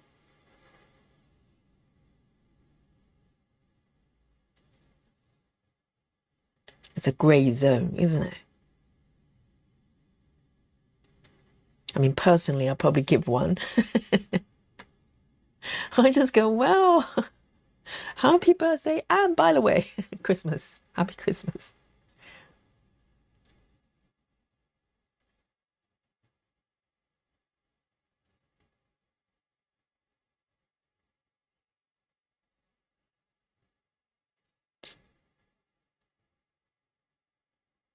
This is so much fun. It's like these little dots building up, and before you know it, it just turns into a picture.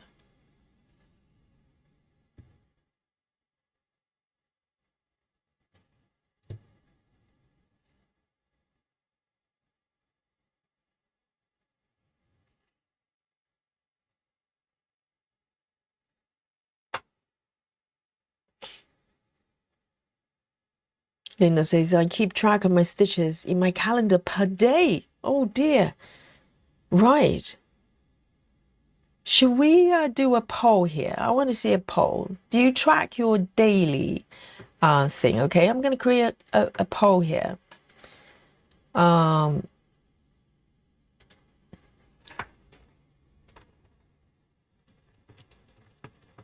on.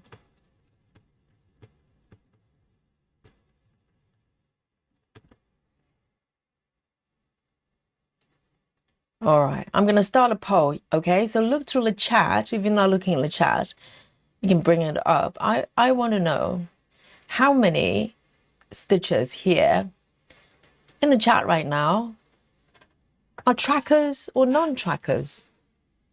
I want to know where I stand. Am I normal or am I alien? Go.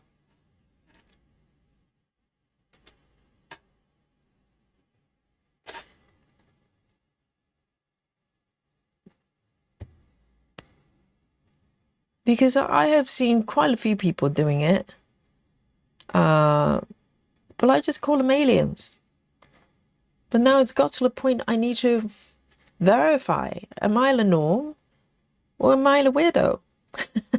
I am weirdo.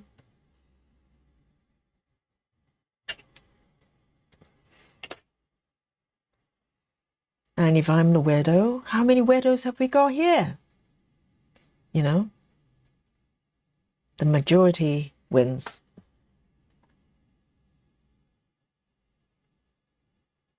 Janine says, had to leave for about 30 minutes. And you have done quite a bit. Yeah, it's not bad. I know, just a little bit at a time. Sometimes you think you just lose stitches. But if you go around a little bit, a few colors, and the pictures start to build up, and it's so pretty, my goodness. Such a treat for the eyes. And Lizzie says, I purchased rainbow sheets, which is a spreadsheet, especially designed to keep track of stitch count. Really? There's such a thing. Ring says, I still have a lot of patterns.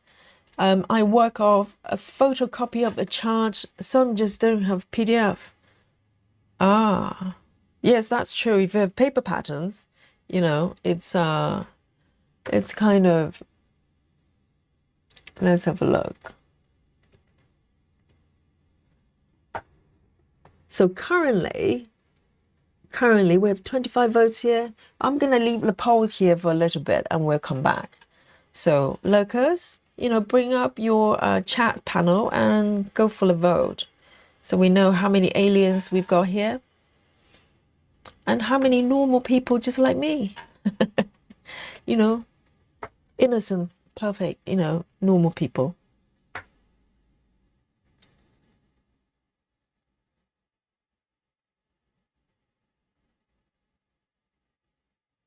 And I'm going to go for this one then. Oh, it's got tons over here. Be a good one to do. It's almost 310, but not quite. 3371.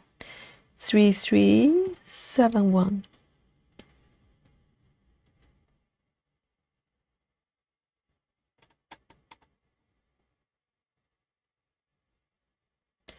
Three, 371, where are you?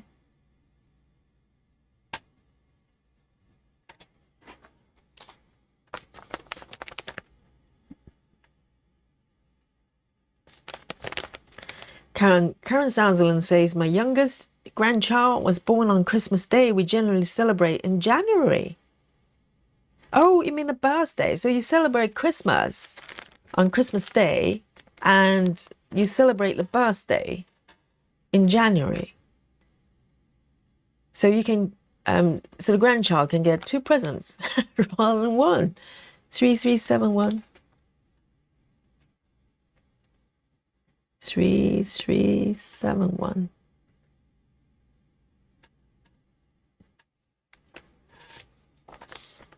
It's a brown.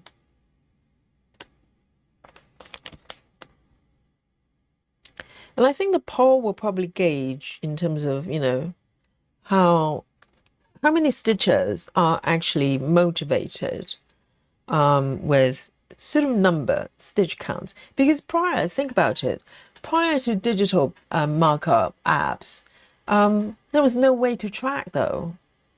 Is there a way to track stitch counts if you don't, if you're stitching paper pattern? How do you even count it unless you do it block by block? So it's kind of a new thing, isn't it? Being able to track percentage and also track stitch counts. And if you're a very goal-orientated stitcher, what did you do to motivate yourself prior to having the ability to count stitches? I think it always weighs, isn't it?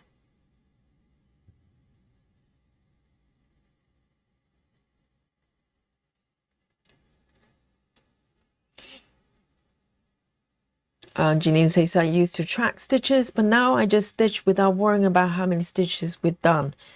Yes, it's not, for me, it's kind of, I have some curiosity, but it's not a driving force for me. Because, you know, if I'm stitching by myself, very often I just, you know, do a few stitches and just walk away. I don't even look at the stitch counts. Because I forget. I just don't even remember to do that.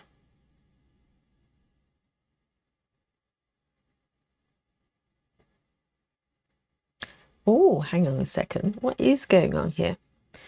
It looks a little bit iffy. Why does it... Okay, never mind.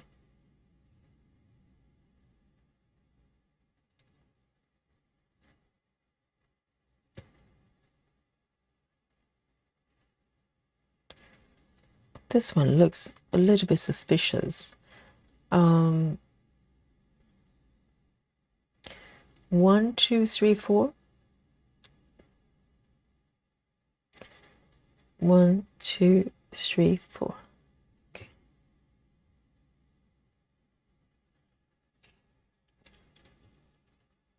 Alandria says my niece is a Christmas Day baby, and I always get 2 gifts for her because all my other nieces get gifts for birthdays. It's not fair otherwise. Oh, Alandria is a better person than me.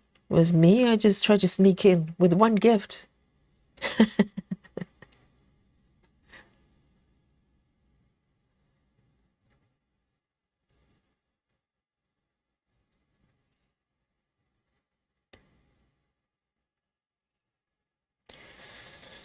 Lynn says, hi Yogi, hope you're well. I do not stitch with a grid. Oh, another no gridder. Lynn, straight in to the Alien Club, okay? No greeting for Lynn.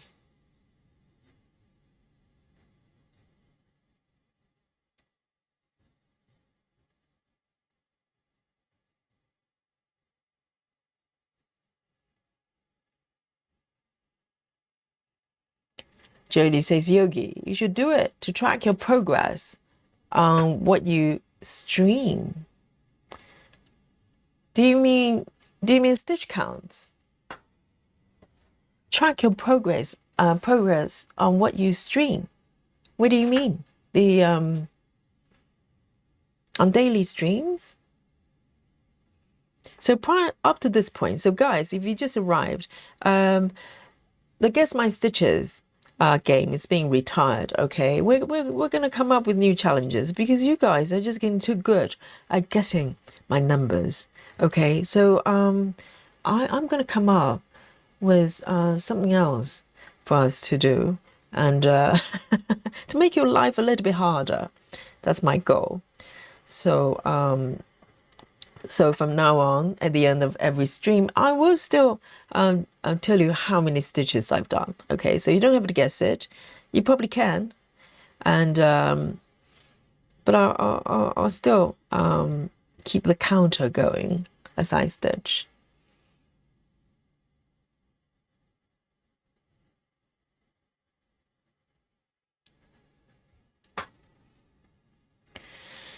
Linda says, I always receive my birthday presents on my birthday.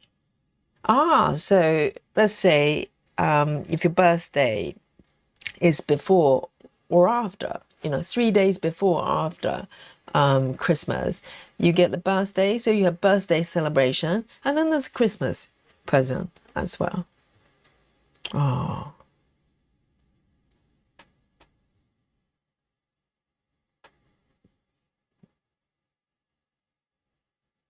It's hard work, isn't it?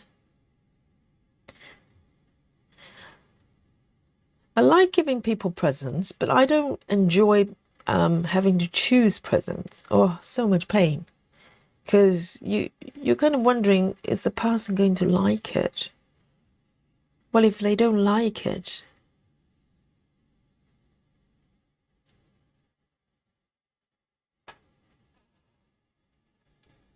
Serena, 99 Serena. Early morning tomorrow, I bet. Well done. Bex has joined us, says hi all. Hope you have a lovely Christmas. My whole family put together money for me to purchase a full set of DMC. How lucky I am. Oh, that's a loving family because they're embracing your love for stitching as well. That is so wonderful. And definitely you will not regret it, and they will not regret it, getting a full set for you. Are they giving you the floss, or are they giving you the drawers as well? The drawer is really nice. If they haven't bought it already, just subtly suggest there's a lovely drawers that's going to go down. You'll be able to pass it down to generations, and it's because it's such a beautiful piece and it's got a full set of DMC. Go for it. Just a subtle hint, subtle hint. Just go, oh, nudge, nudge. Oh, I just found this beautiful chest with a full set of DMC. You know, you'll be so nice because now I will have a place to store the full set of DMC as well. You know, just be very subtle.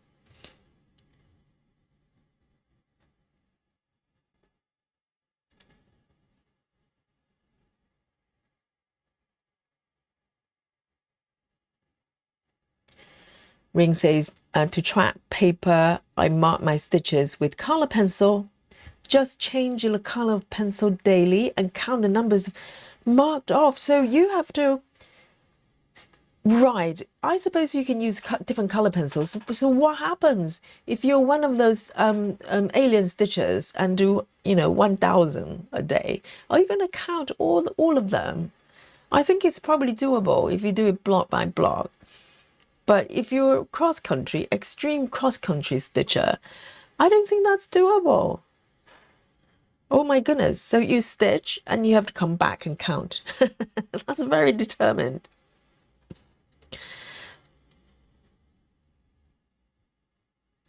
Laura says, I have a finger tracker because I was curious since I do a lot of knits as well.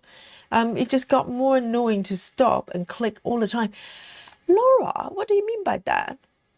I am aware there are stitch counters for knitting. I have used the digital ones, but knitting is very different from stitching because knitting is, you count to so you don't sort of miss stitches for patterns, etc. But I can't imagine using that for cross stitching because sometimes you do like 5 at a time and you have to tap 5 times. Oh, Laura, I'm not surprised it's getting a little bit annoying. I'll probably lose my mind. Jacqueline says, I have a new start today. Oh, Jacqueline, I need a new Christmas door thingy for my new... What's a door thingy? You mean handle? Do you need a Christmas door handle? For my new apartment, I plan to work on it every 25th day. Oh, in 2026. Not full coverage. I love Pattern Keeper. Right, yes, we talked about it yesterday, a couple of days before as well, on, whether you do the Christmas piece, put it aside till next Christmas, or maybe you have a plan for you to work on it throughout the year. And, some people suggest that you can do work on the piece on 25th of every month. And also yesterday, I can't remember who it was, you know who you are, starting a new Christmas piece and then planning to work on it every day, just as a regular whip, which is why not, I suppose.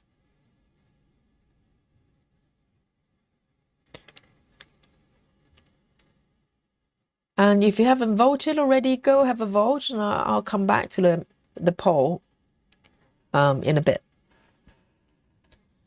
Jody says, yeah, the projects you stream daily. Oh, but Jody, everything's archived under on YouTube, right? So if you look through the archive under live tab, you can see all the projects I've got, and I've been pretty organized in terms of grouping them into playlist as well. So if you go to playlist section, you can track all the streams under a project, under a specific piece. So you can track them that way as well. So I do have a record in that way.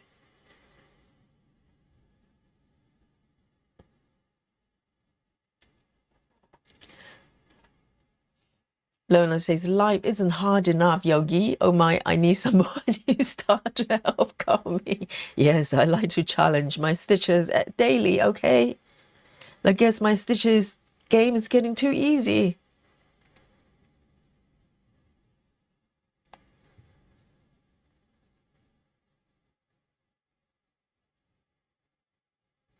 You know, because Susan can just go 60. She probably gets it. Ooh, I'm falling off the edge.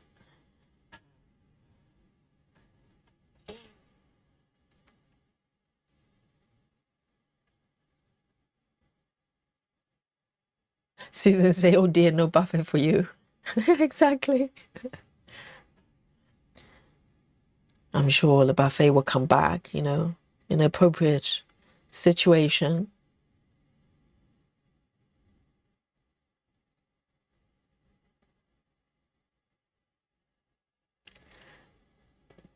Catherine, hello.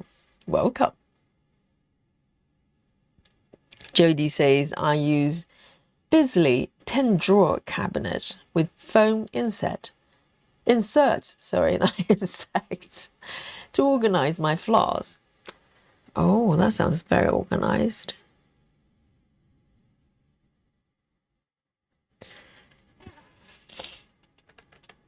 Beck says, the drawers are beautiful, but too dark for my Hampton style decor. If it comes in lighter color, I would have got a drawer. No, I think the wood is not too dark. I'm just turning around. Yes, slightly on the darker shade, but you know, it's very sophisticated the way it should be. It's the color of the wood. Oh, it's beautiful.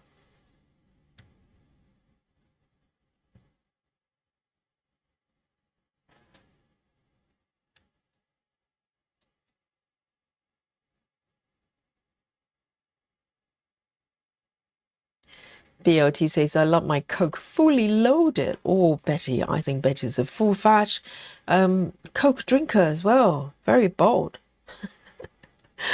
Living on the edge. If I have a full fat cold, I probably just start bouncing around off the wall. I don't know. My body just doesn't take sugar very, very kindly.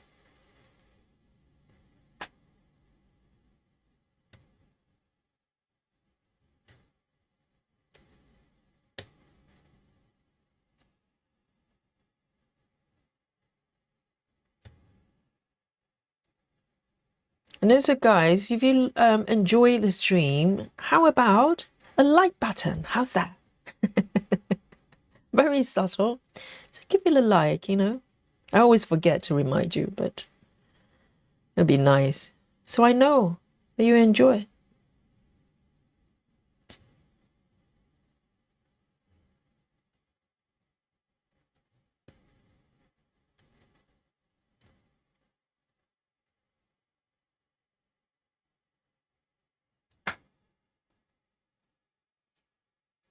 Samantha says, I downloaded Pattern Keeper on my tablet today. I'm so excited to use it for Love Letters Chocolate Shop.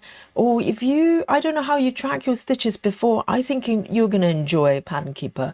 I remember thinking that, how did I manage to stitch without pattern, you know, prior to Pattern Keeper? Even though I love Saga now, Saga I can do a lot more. But, you know, Pattern Keeper is more than sufficient. More than sufficient. There are things I'm kind of hoping at some point they will change. For instance, the different tabs, you know, having to switch tabs in order to mark and search, etc. If they can fix that, it's probably, you know, the best app in terms of simplicity, and it's very robust. You know, I never come across bugs. And it's one-off purchase as well, which is quite nice.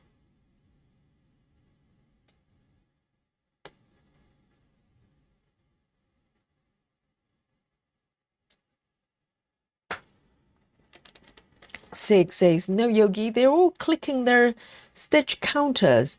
That's why it's not hard to guess your stitches. Oh, that's why. And by the way, good evening, Yogi. And Chat peeps. Yes, six, welcome. Yes, oh, so that's what happened. Oh, I had no idea. I was thinking everybody's so cunning, you know.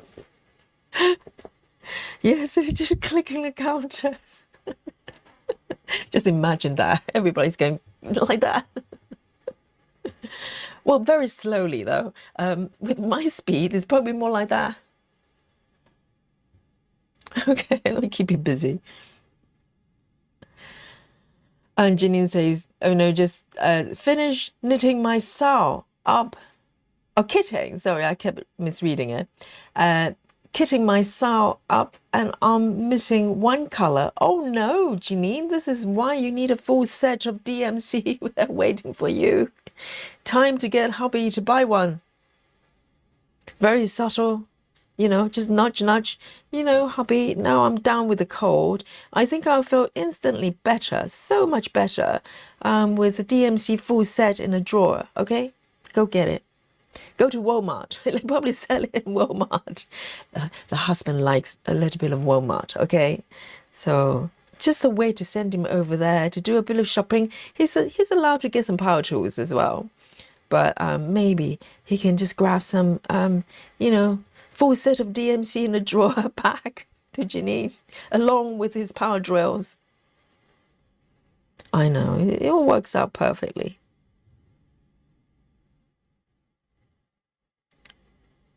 So let's have a look at the poll here. So on the poll, I've asked the stitchers in the chat here, and also watching, you know, asking, do you track your daily stitches in any shape or form? And look at this, 52% of you says yes, and we have 50 votes here. 52 of you say, 52% of you says yes, and 48 says no. It's an even split, pretty much. Do you not think? It's pretty even. So half of you track daily stitches, and the other half just go, nah, not doing that. So it's inconclusive. Which one is alien?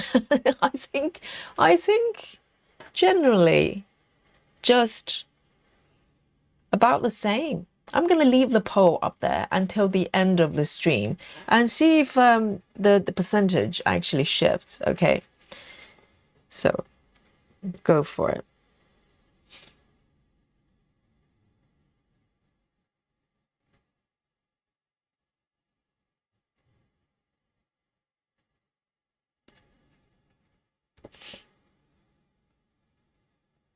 Patty, hello. Patty says, hi Yogi, early this morning. I watched your video on Gemma's method. Now I'm trying it today. I like it so far. How wonderful. It's a venture, isn't it? When I discover a new way of stitching, I just want to try it. I cannot wait. I have to do it. So how nice of you. Wonderful to try it. And I know a lot of stitchers have tried since. And, you know, it doesn't matter whether you like it or not. I think you will. But I think with Gemma's method, it's a little bit kind of, I don't know what is dividing line between whether, you know, someone like me really loves it versus people who just don't like it. And I have many theories, okay? We have explored different theories, hypotheses, throughout our streams, you know, in the past few months. And once we actually explore the correlation between Gemma stitches or Gemma stitchers, you know, like me, and the liking and disliking of coriander. Okay, that's one hypothesis, and it's inconclusive. And also we think about maybe it's to do with your left brainer or right brainer. So left brainers tend to be methodical, more mathematical, and right brainers are like me, you know, slightly scatter-minded, but I focus on the macro sort of you know, layer of things rather than micro. So I can tell you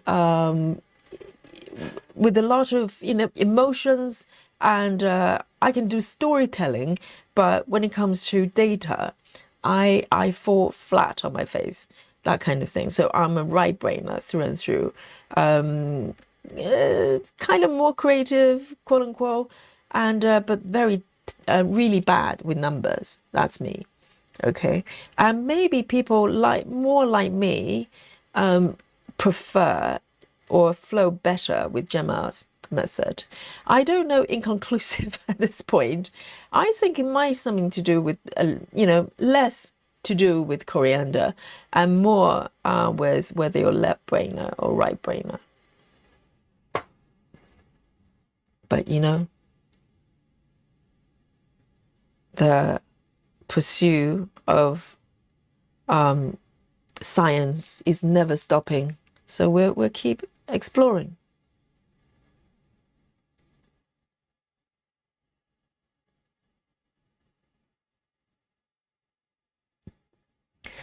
Solar Wind says, Yogi, I'm interested in getting a Saga, but I heard that it's not compatible with Heaven and Earth designs. Is that true?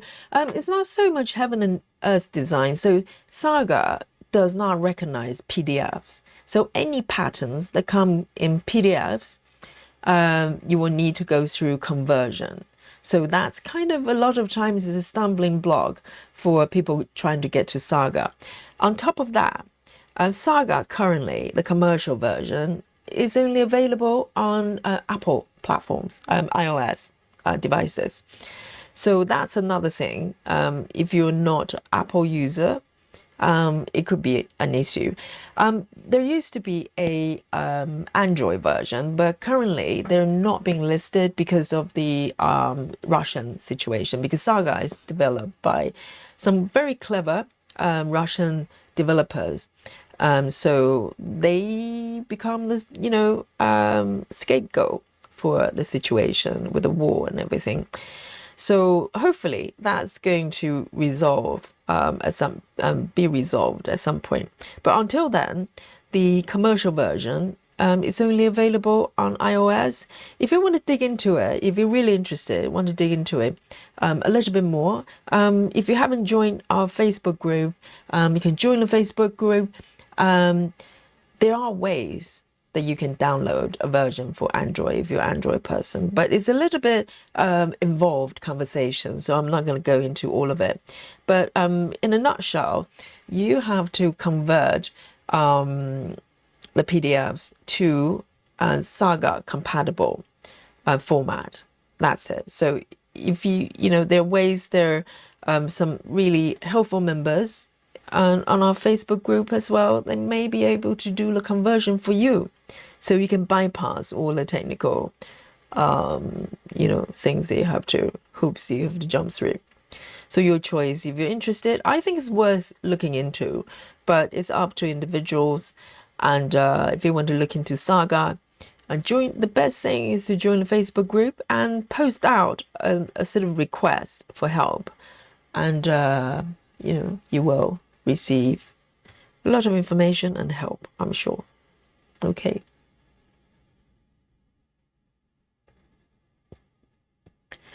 Janine says, that would be awesome if you could just go to Michael's to get this color. Not gonna hold my breath though.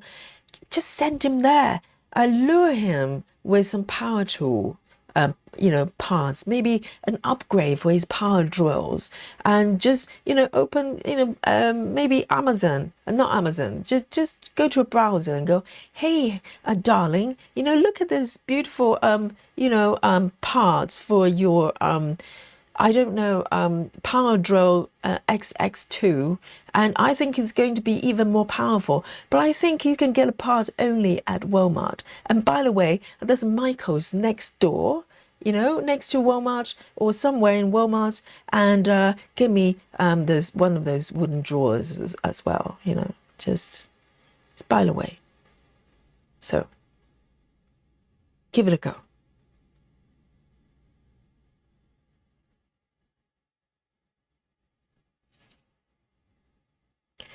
Linda says, I got the first row done on page 14. Once Upon a Fairy Tale, Max Colors. Congratulations, Linda. That's a big milestone. Page 14. That's a massive piece, isn't it? Are you doing super size or regular size? Doesn't matter which. It's wonderful. Because a page for heaven and earth, it's not small at all. If you look at the number of stitches, it's probably the number of stitches of an entire piece of a lot of patterns.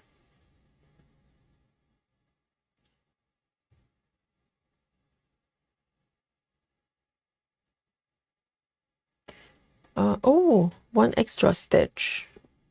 This one is not there. Look away, look away. Okay.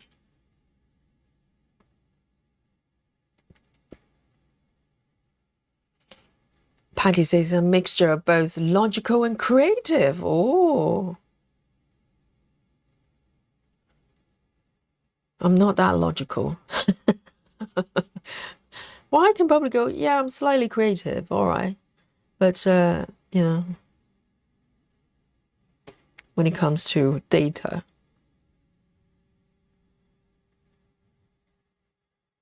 not for Yogi.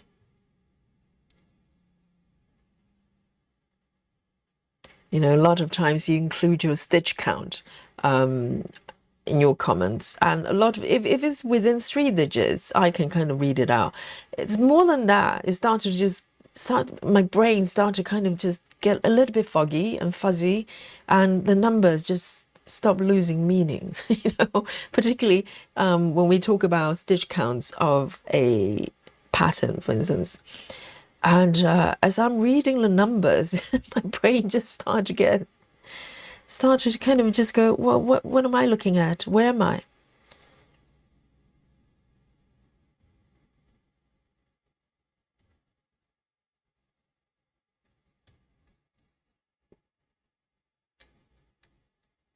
And by the way, when I say coriander, I mean a cilantro. Okay.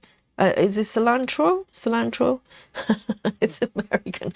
Just occurred to me that, you know, some of you might not even know what coriander is. Oh, we have international stitches here.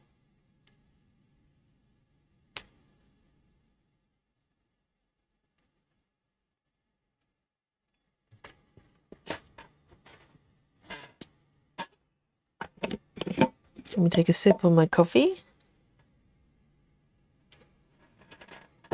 Sola says, I have an iPad. Oh, Facebook banned me, so no access. Sola. You can create a new account. Use a different email address. It should be fine. I just think it's a lot easier because you can get help a lot more easily than over the chat. Sola says, so to use hate and convert the PDF. Yes, a majority of chart providers, some exceptions, majority of them probably provide the PDF version. And I think more and more creators, chart creators, they provide Saga compatible versions. I've seen a few already. And I don't know, it's a trend, or maybe they always did. I just didn't know. But if they, but majority of the chart creators, they create PDFs. They are mostly compatible with Pattern Keeper. But in order to make it work for Saga, you have to use a converter. There's a converting process to convert the PDFs to dies, and there are a couple of other compatible formats for Saga. So normally it's that conversion process that gets a little bit tricky, and there are different ways of doing it. So you know, Facebook is probably the best way to get information.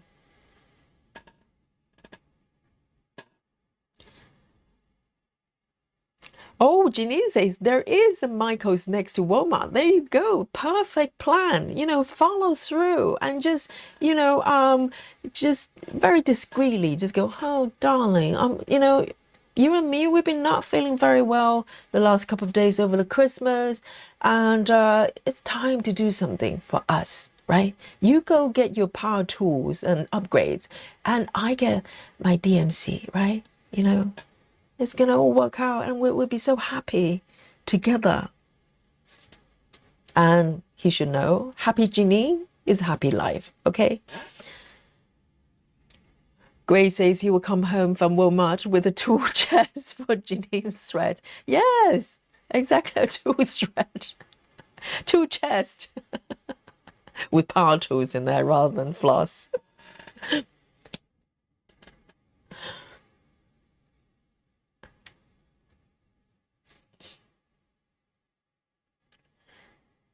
Here we go. Yes. Maybe he's trying to come, get Janine to start drilling instead of stitching. Oh, that would, sometimes the plans go wrong sometimes, and this would be disastrous. Before we know it, Janine's will start, doing DIY instead of stitching. Here we go. And there is some 310 over around this area. That look very inviting.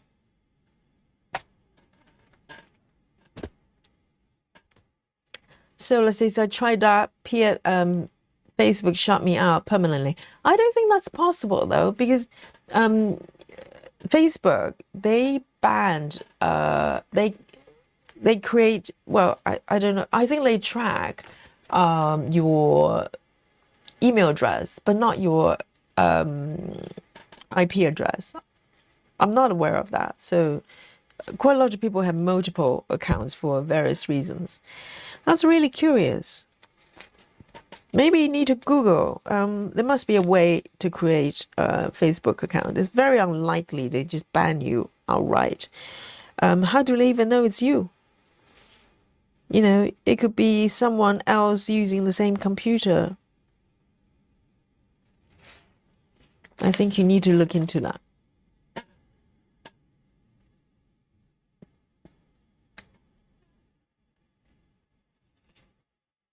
Oh, Janine's already has a toolbox. Well, but your toolbox is, it's got stitching stuff in there. I'm just worried the hubby is going to get one with drill bits, That's not very good for stitching. It's great for drilling.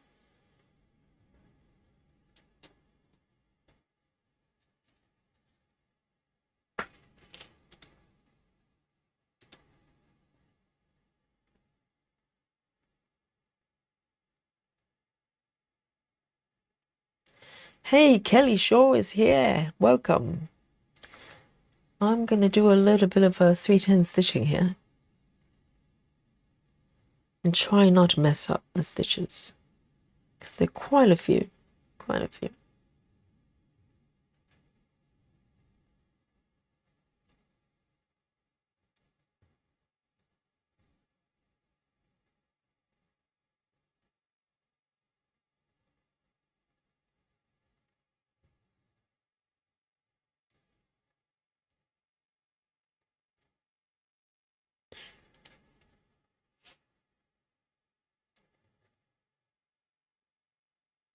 Linda says, I'm doing Once Upon a Fairy Tale Max Color Regular. That's a beautiful piece. And very popular as well. A lot of stitchers do that one. It's like an epic journey that you embark on with a piece like that.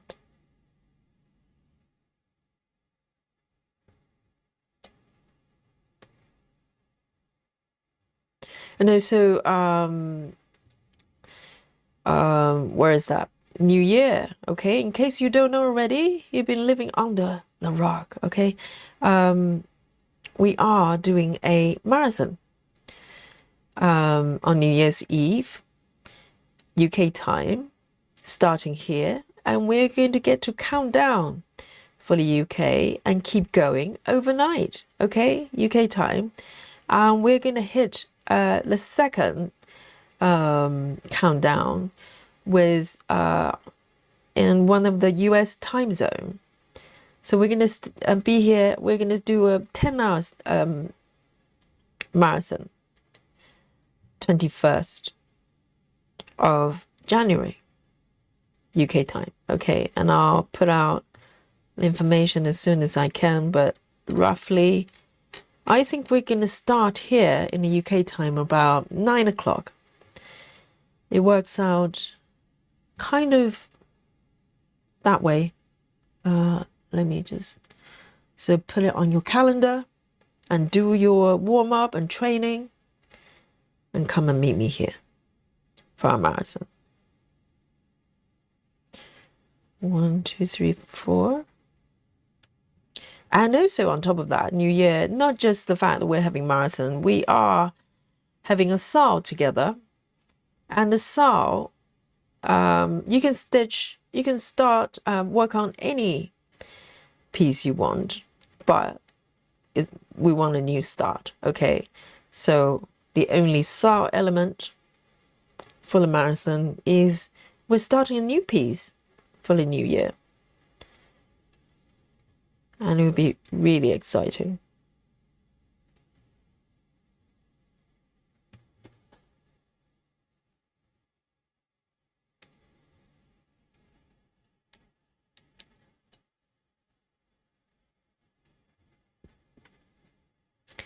So let's say, Yogi, they do track your IP address. Oh, do they? Facebook is making everyone quite angry because of it. Thanks for the suggestion. But that's not really fair because you might have 5 people in a family and for whatever reason they ban you. I cannot think why they permanently ban someone. It has to be very serious and for them to do that. And they just ban you outright. So if they ban you via IP address, does that mean everyone else that's using your computer gets banned as well? That doesn't make any sense.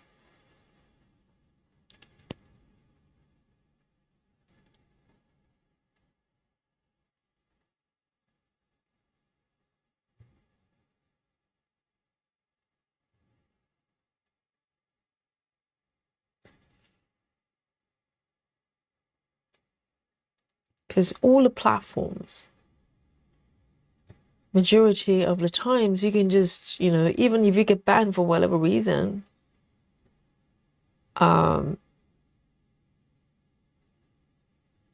you should be able to come back using a new email.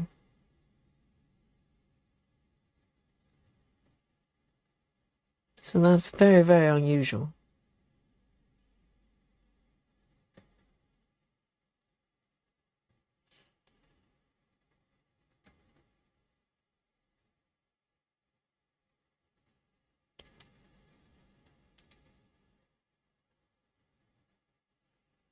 So in that case, I can't even suggest that you join Saga Facebook group.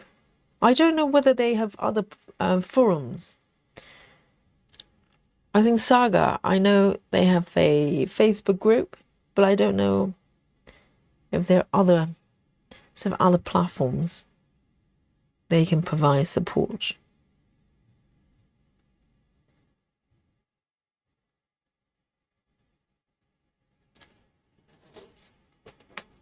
Michelle Fuller, darling, hello.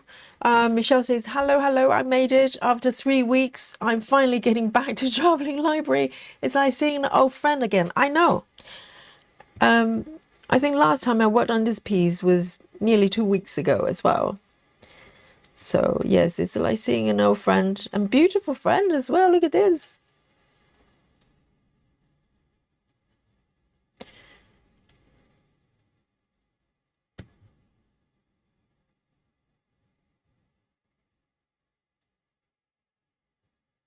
I mean, this pattern's got so much going on.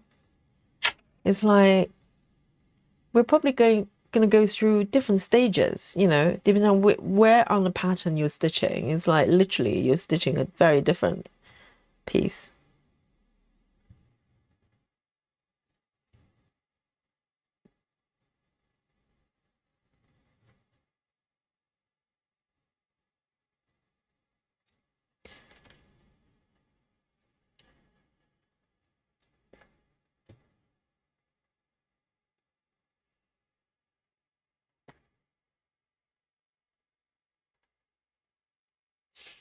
Thank you, Michelle. I know it's beautiful, isn't it? You know, I traveled from the top and landed here and stayed here for the past, you know, quite a few sessions here. And I think it's worth it. It's really beautiful. Look at this orange flowers, kind of completed half of the flower. And the bumblebee, there's some ninja stitches. I still need to go in there. But literally all the on stitches here, each stitch is a different color. That's why it's taken me a little while, because sometimes I dip in and do like 3 colors, and I kind of just need to walk away and do something else so I don't get overwhelmed. So divide and conquer. I'll come back. I'll be back.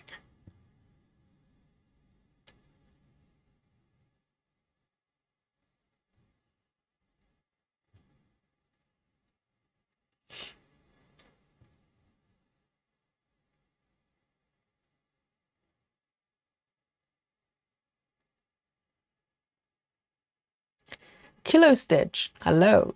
She says, hello everyone, this is my second time here. I'm working on Dimensions, Angel of Christmas. Oh, how nice. Welcome back, Kilo.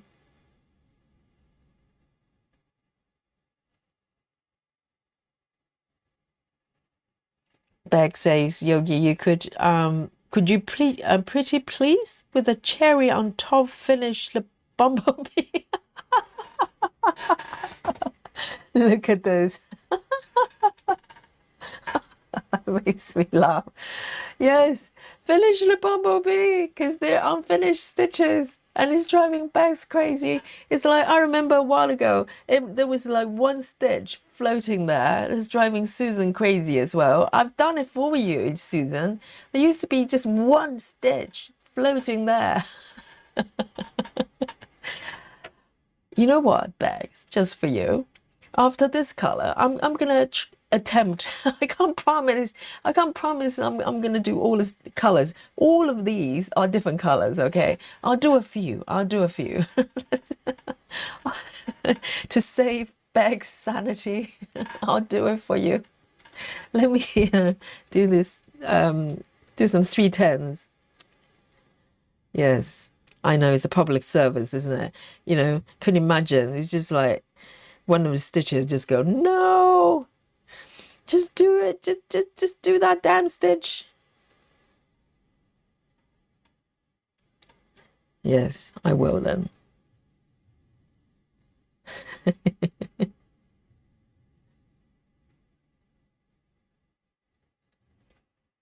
And I think it's going to be so beautiful, the bumblebee, when I finish it. I will try, okay? I will try. Linda says there are 4,000. Well, here it comes. Here's a prime example. It's like when I start to read a number, it's just, my mind just starts to go sort of blank. I'll try. Linda says there are 402,000 stitches on Once Upon the Fairy Tale Max Color regular version. Okay, so if the regular, I think this piece is probably around there as well. All the regular size pieces, they're roughly around the same stitch count.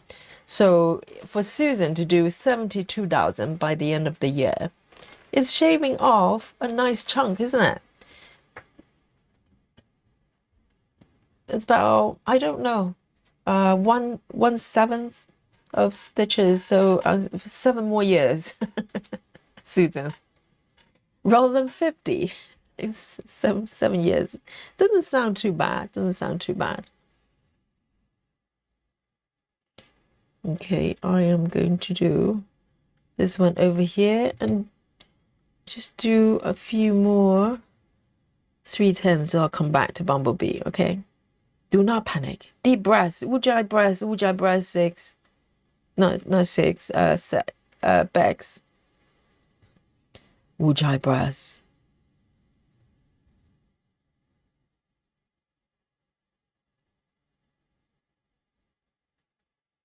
Oh, this is why I don't like to do Danish method with this one. I can lose track which one. I need to go back and finish the second leg.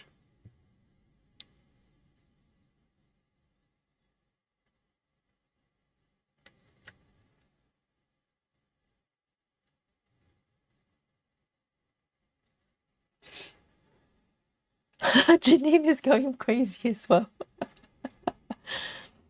Hello, Lynn. Lynn Ross says, good evening, everyone. Good evening to you. And Beck says, there's 70,000, well, 706,450 stitches in my supersized one of the same project. So there's additional 300,000 for supersize. That's why they call it supersize.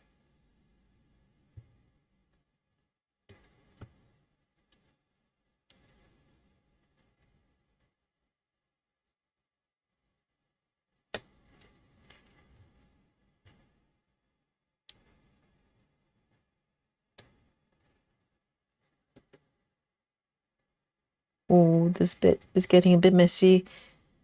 My attempt to do Danish method has backfired, particularly with 310 and 28 counts. It's not a good idea.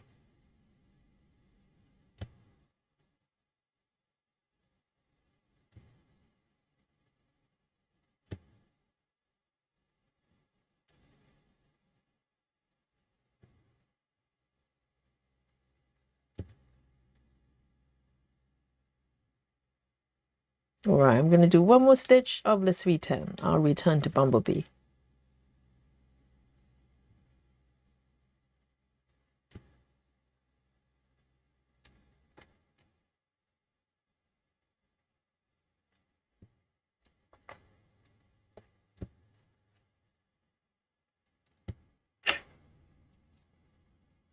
All right.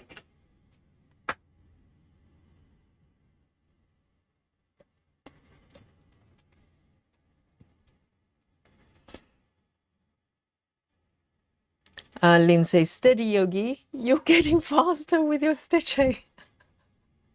Yes, that's so nice of you to say that. You know, I'm not holding up my, hopes here. But it's, that's very kind.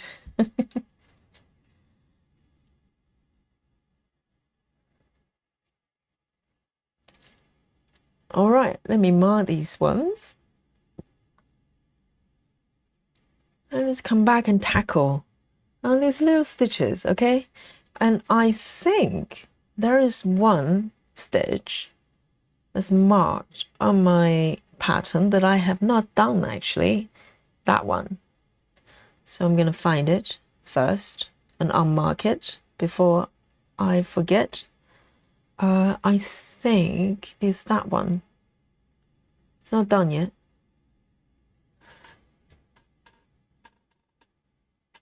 Here we go.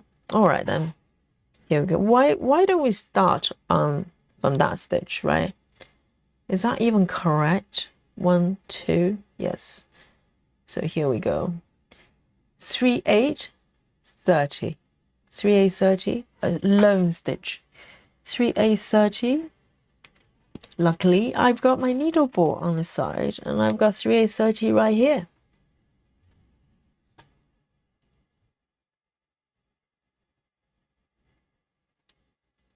All right, here I come. Just for you, Bex. Michelle Fuller says, I got a new scroll frame for Christmas. It's huge. I'll be able to go all the way across the pattern. How big is it? Can it fit a supersize? I wonder.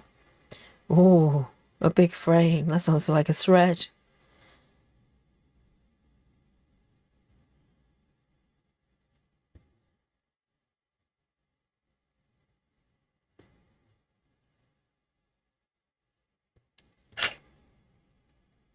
There you go.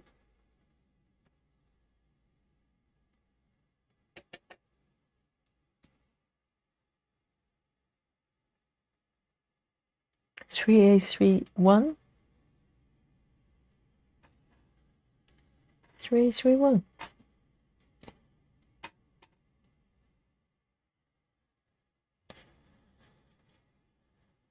Okay, moving down. I'm trying to see. I think the marking is not totally correct. There are a couple of stitches here I've already done, but not being marked. So let me just check. That one is done. And those ones are done, actually. Yes. I think that's better. And this one is done as well. I don't know why I didn't mark them. Okay. 1, 2. 1, 1, 2. That one is not done. I don't know, the marking is all over the place. Hang on. Why is it like that? Overgreen. No, no, no, no. It's that one.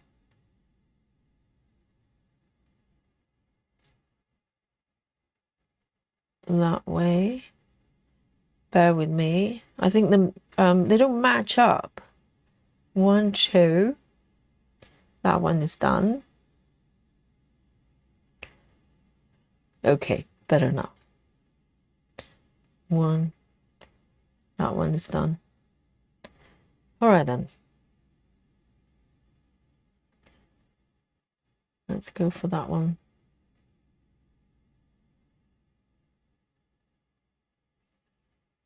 Stitch about there.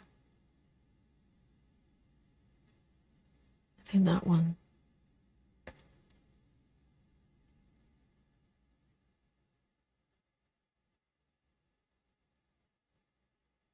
Okay, 3A52. 3A52.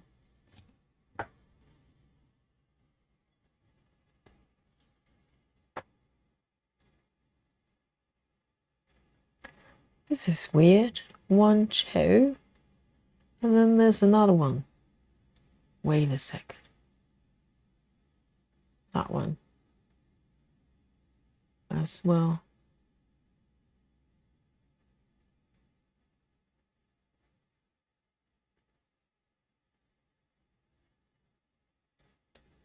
Okay, just one stitch. And not just the fact that it's just single stitch on a bumblebee, it's like single stitch everywhere. Literally within this area. Just one stitch.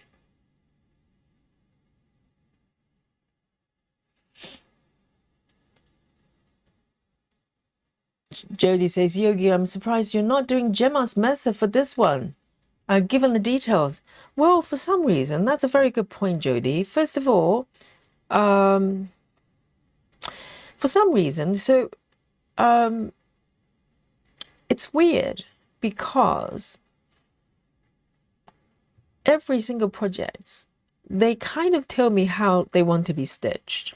It may change from time to time, okay? So I try to listen to the message.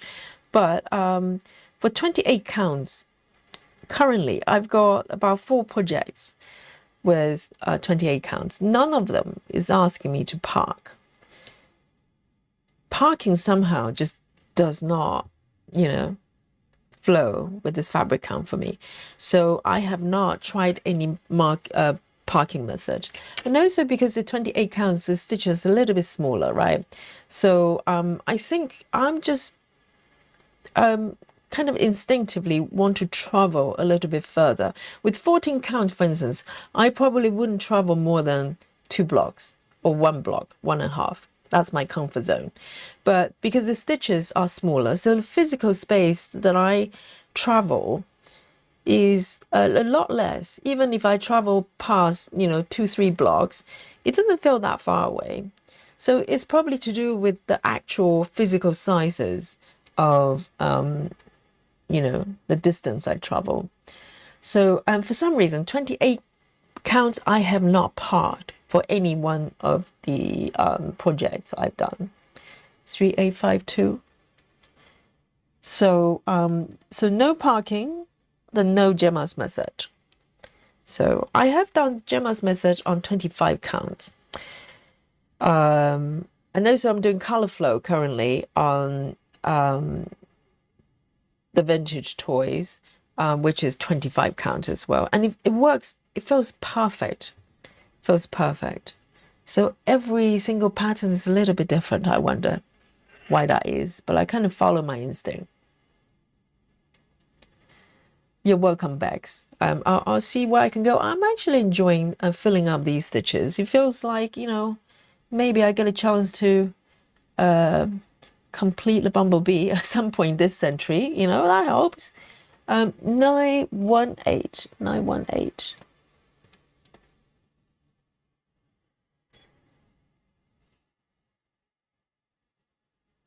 So Michelle's got the frame from Etsy. The poles are 36-inch.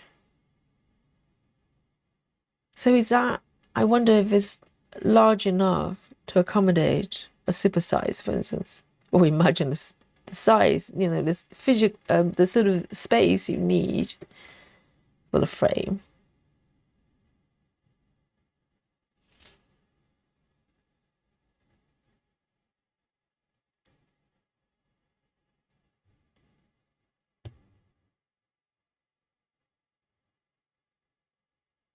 Oh, very good point. Bags. My app is frozen. So let me reset. It happens from time to time, rarely. I haven't noticed it. I have been moving my pattern, okay? Let me start again. I think it's probably the app here. Let me see if I could close this one. It freezes sometimes. So all I have to do is to restart it. Should fix it. Yes, it's my cunning plan to freeze it so you can't see all the mistakes I'm making, okay? But unfortunately, you've spotted it. So, oh, there you go. And let's see if it fixes this time. So you can see it now. It's my bumblebee. Is it moving? Yes, it's moving. It's moving. So you can see it now. So I'm in the bumblebee zone. Bumblebee zone. Laura says, Yogi, can you move the saga chart? Okay, Laura has noticed that as well. Sorry, guys. Yes, I fixed it. I fixed it. So you can see the bumblebee. You can see the bumblebee. Oh, no. Now everybody's watching. Oh, I can't freestyle. I can't start stitching like just pink stitches and pretend it's part of the pattern.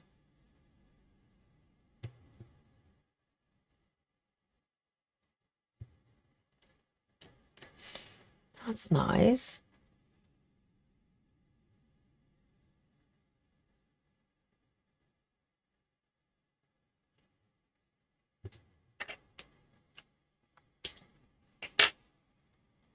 Nine, 1, 8.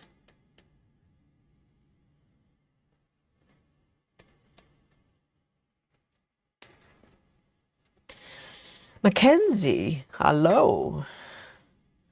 Says, welcome, everyone. Welcome. Hello.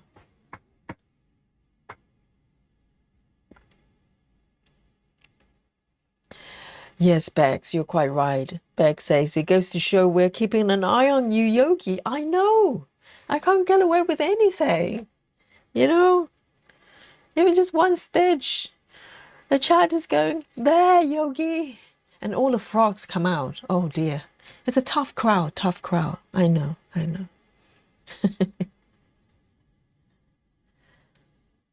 Right. So these two, that one is done. Why didn't it mark it? I think the app was playing up, that's why.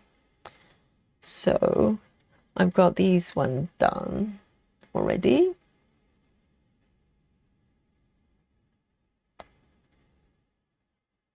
Let's keep moving.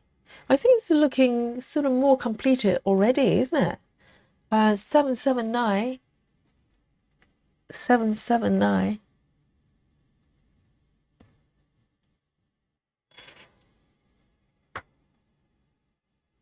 Is that one?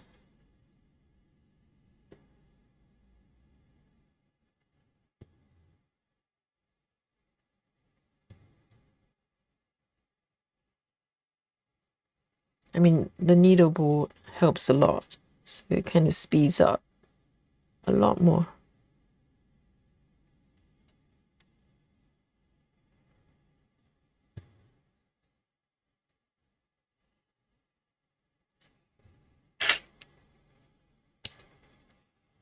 So the stitches are so snugly. I'm not even doing any starting or ending. I'm just kind of do the stitch, fill in the stitch and just leave a little tail. And that's it. 779.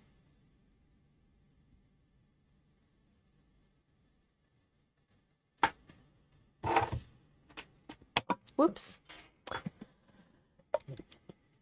Janine says my pattern keeper freezes a lot too at times.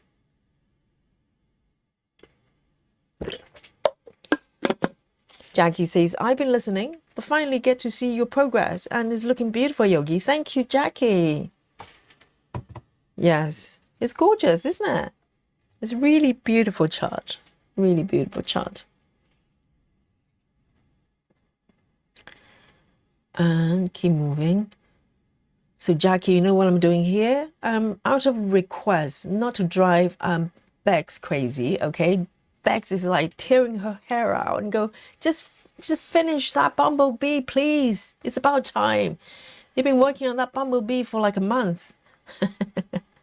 So it's the viewer's request. I'm trying to fill in. I'm trying to complete it or attempt to. Here we go. 9A7. 9A7. Because your sanity is important to Yogi, you know? Imagine if all the chat is going crazy. I have no chat left. 9A7. 9A7.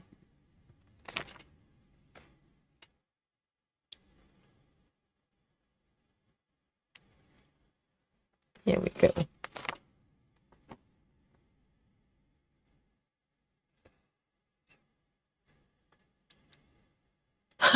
Bex is looking great. I'm feeling much more relaxed.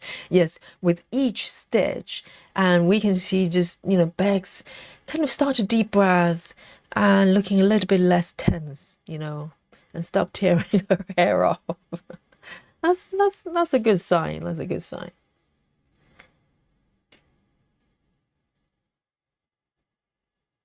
All these remaining stitches are different colors. So there you go.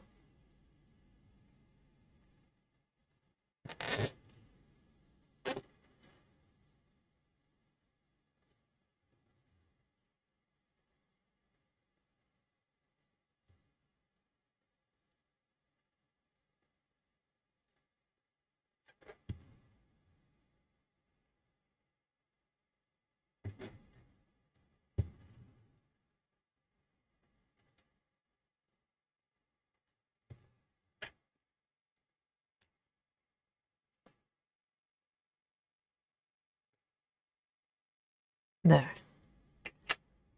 9A7.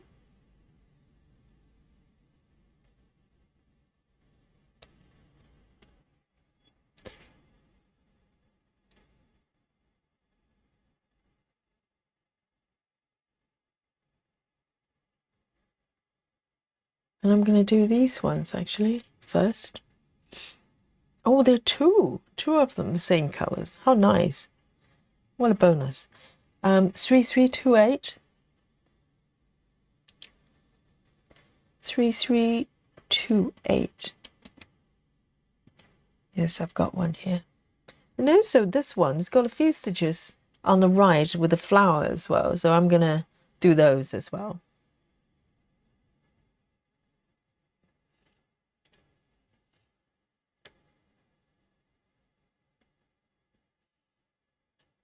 And very often my reward for doing like a single stitch within an area is if I can find stitches of the same color in a surrounding area, maybe even slightly far away, I do that. So it feels like, you know, it doesn't feel like I need to start and stop constantly.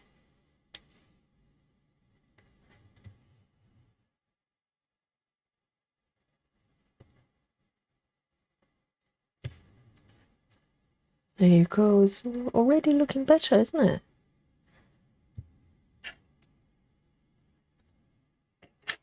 The magic of the final stitches in this method. So I'm going to just go over here and fill in a few stitches over here.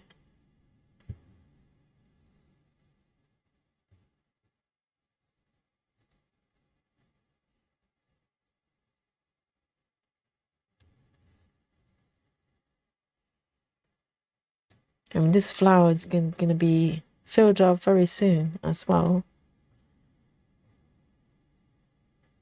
I think it's a flower, not too sure.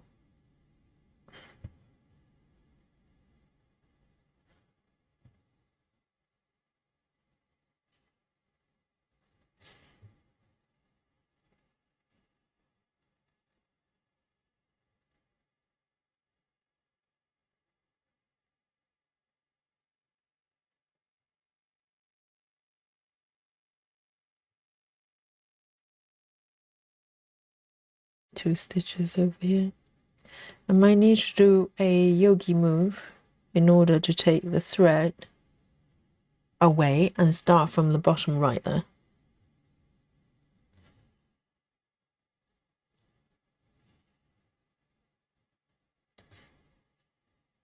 Okay, so I'm gonna do a pin, a yogi move here.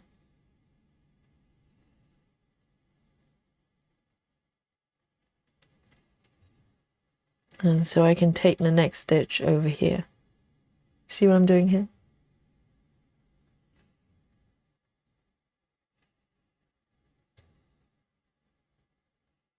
Yes, exactly. The yogi move emoji is out to play.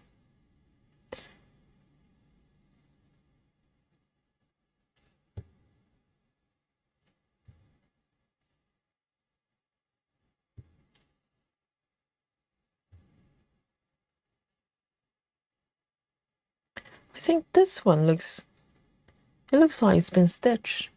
That one.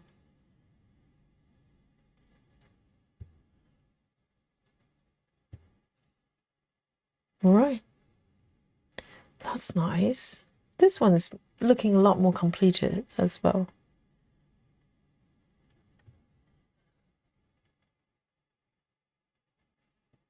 So beautiful, isn't it?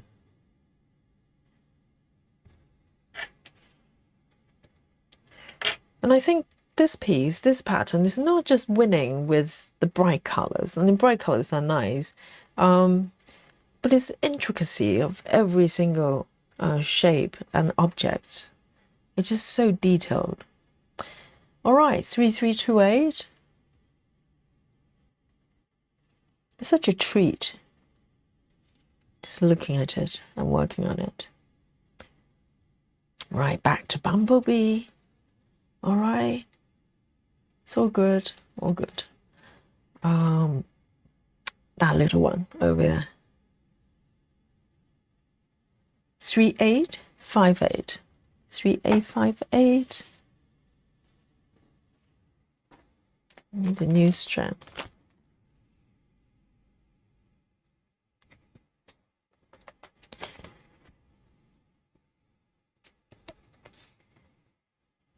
It's a brown, just one stitch.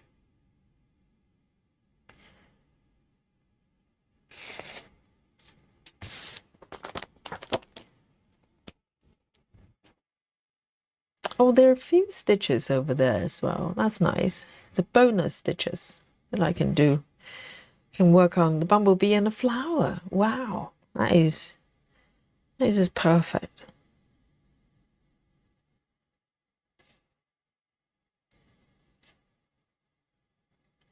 Laura says, didn't have a snowy Christmas, but it's starting now. Really? Wow. Remind me where you are, Laura. Not your home address, okay? No home address, just roughly where you are in the world. Laura says, didn't have a snowy Christmas, but it's starting now.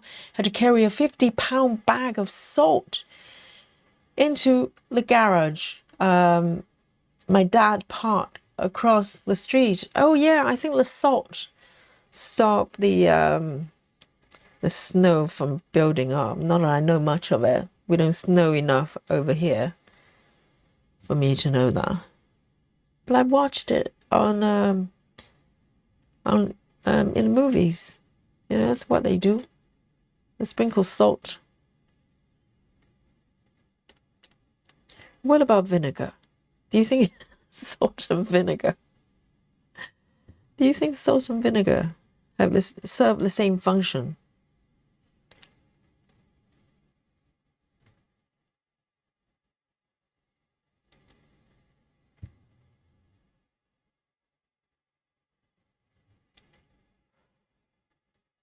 Laura's in New Jersey. It's right under my New York, USA. New Jersey, I see.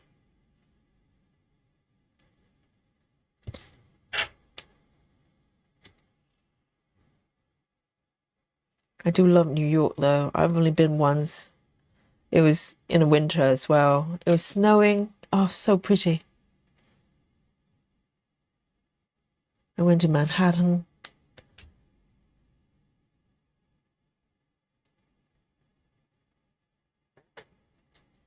And I love those sort of old style apartments in New York. And another pair, kind of, you know, you can see them, you know, in so many movies. And I love Seinfeld as well. Seinfeld is based in New York. And so I have soft spot for those New York style apartments.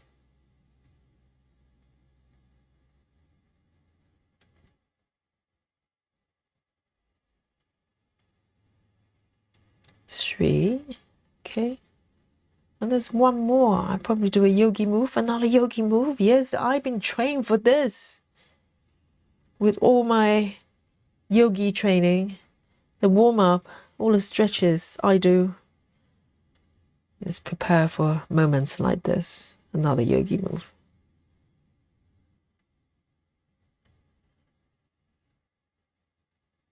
This flower is looking so adorable.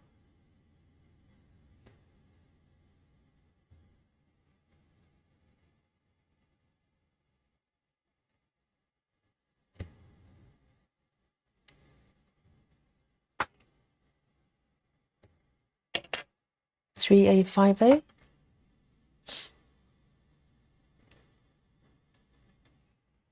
You know what, Janine? Not Janine. Sorry. Bex. I'm determined to finish all the remaining stitches. Okay, so the stream is not going to stop until I finish the bumblebee. How's that? Dun dun dun. Yes, it's my mission. I'm going to filling all these stitches before I can call it a quit today. Okay. It's we're athletes. We have determination, the will of steel, even though yogi is moving slowly, but I have endurance. You're witnessing the stitching powers of yogi. A31, A31. All right. Watch and learn, guys. Watch and learn. Oh, Lona says salt helps melt ice. So if you sprinkle salt, does that mean it's going to build up still, but just not frozen? And maybe sprinkle a little bit of vinegar. You know, salt and vinegar is really nice. A nice combo.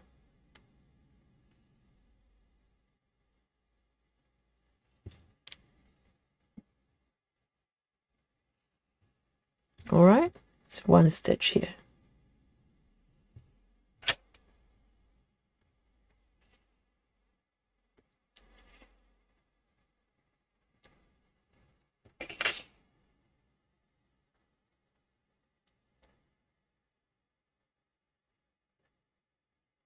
Jackie says snowed on Christmas Eve and it was so magical. Oh, you had a white Christmas. And Jackie says we're supposed to get more tonight. I live in the coast, so we'll get a dusting in my town. I'm always almost envious. You know, it's probably going to be quite cold, but it sounds so lovely. A31, A31.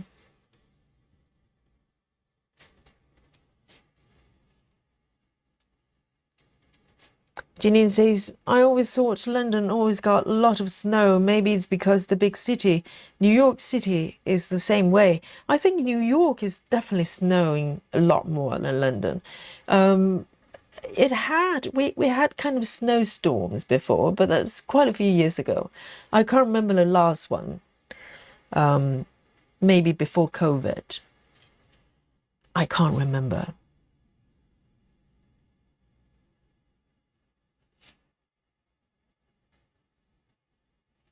And I think also in the big cities, I think it's just generally a little bit warmer, you know, things are less likely to build up too much with snow.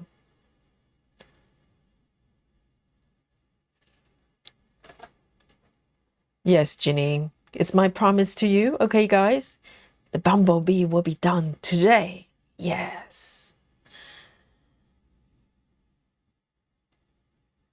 Very slowly. 3012. 3012.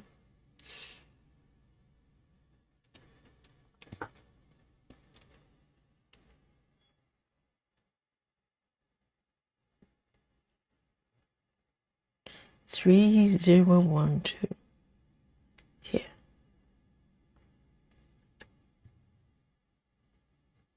And if there are sort of neighboring stitches there, I'll do it as well. There's one little one just underneath. I might as well just take care of that one while I have the color thread here. It's my cunning plan.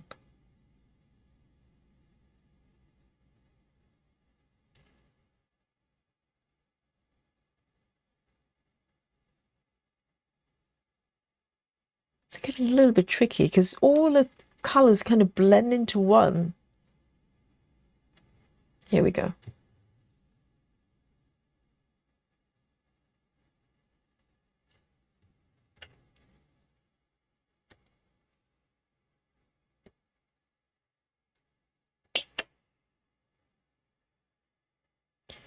Sarah VM says, I spilled vinegar on a sidewalk one time and it changed the color of the sideway permanently. I see it all the time. It's vinegar. And what do you mean by you see it all the time? Do you mean there's a common occurrence for people to spill, to pour vinegar on a pavement? I suppose it probably turns yellow. But you know, vinegar you can use for cleaning and stuff like that. So I don't know. Maybe it's got...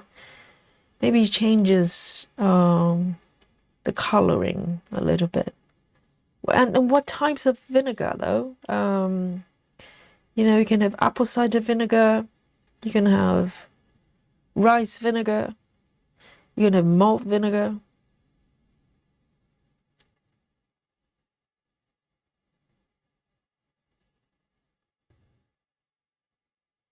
Just that little one down here.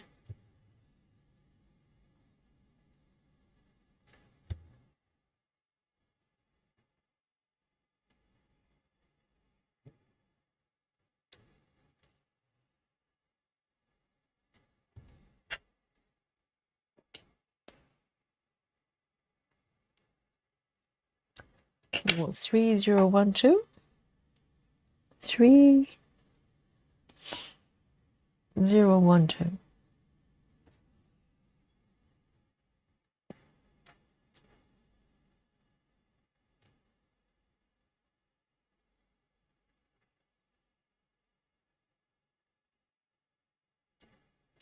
Lynn says, why here in Texas it's 32 Fahrenheit, which is 28 Celsius.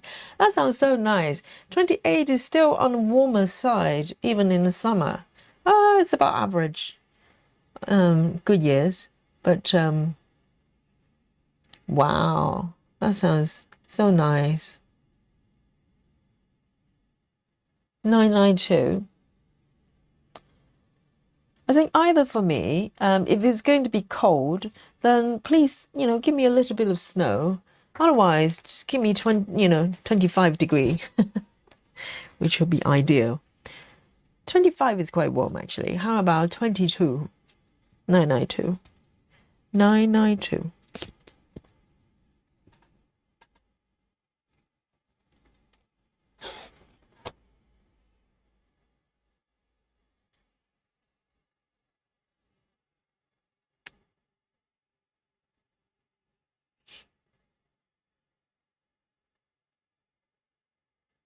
Laura says, I usually make snow animals every time it snows, but school germs have gotten my daughter this year. School germs? Is that a special kind of germs? It's from other school kids. And what does that to do with snow, building snow animals? But, you know, if you look at the snow and the yellow patches, it's probably not vinegar. You know what I'm saying? That one. Have I done that one? That one's done. Oh, no. That one. No. I have to be very careful because some stitches, they look almost done, but they're not. It's just the fact that they're kind of boxed in. You can mistaken them as already been stitched.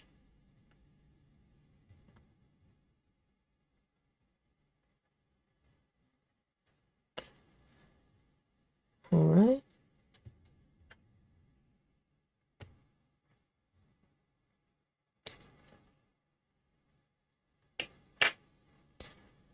Nine two.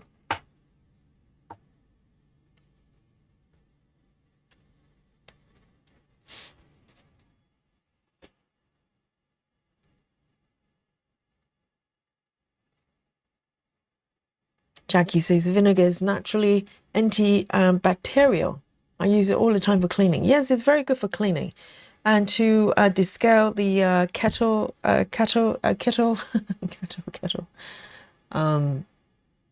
Yes, but maybe has special effect for snow as well. 988. 988. And these colors are so pretty as well. 988. Got one threaded.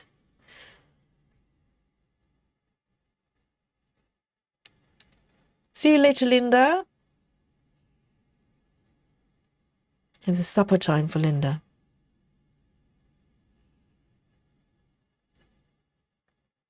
Jody says I use white distilled vinegar to clean my floor. It's cat safe. Yes, it's cat safe. But maybe you know, strong odor as well. Does it not? For cats. I don't know if the cats like it. Oh, I just noticed another missing stitch. Let me just do this one first, because I just noticed one stitch that's marked on my pattern but not actually stitched just yet. I think when it gets to somewhere so confetti, sometimes my marking gets a little bit iffy.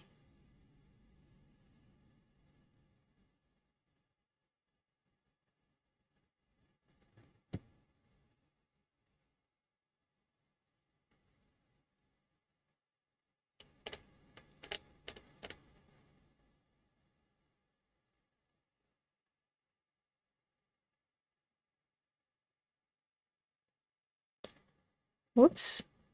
Here we go. It's 28 counts with DMC, but you do need to push the needles in a little bit to get to the stitches. Right, I just noticed one stitch that's incorrectly marked. So let me just quickly correct that. There's one here. It's actually not stitched. That looks unstitched, right? So I'm going to find it. Where would that be? It's over here. I think it's a brown. It's that one. I think it's that one. And there's a green, there's a brown, yes. So I'm gonna take care of this one first. It's A23, A23.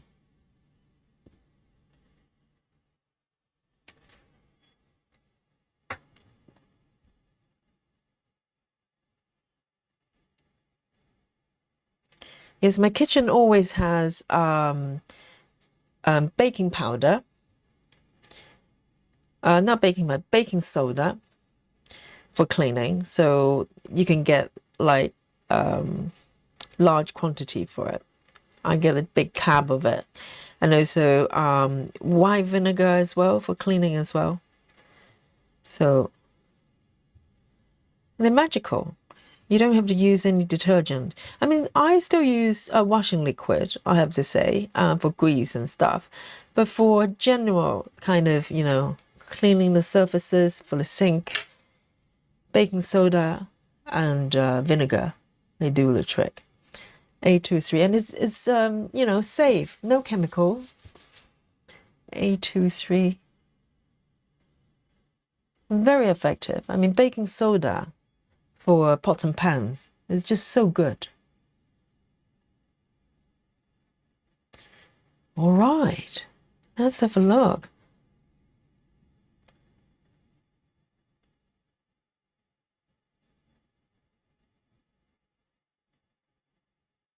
Oh dear, what did I've just been marking the stitches willy-nilly.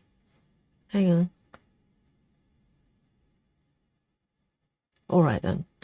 3808. 3808.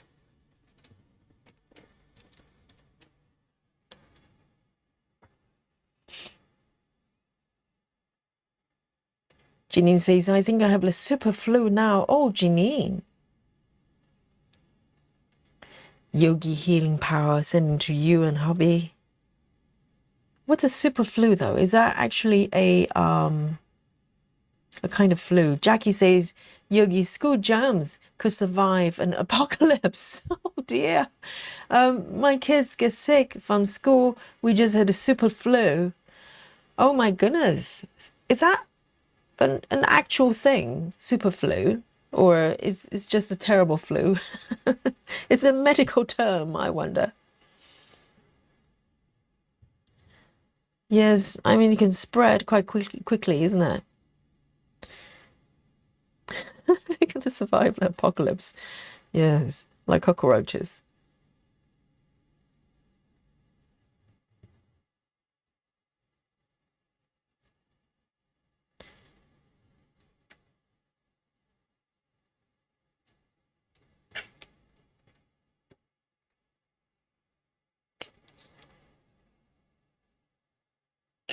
Three 3808.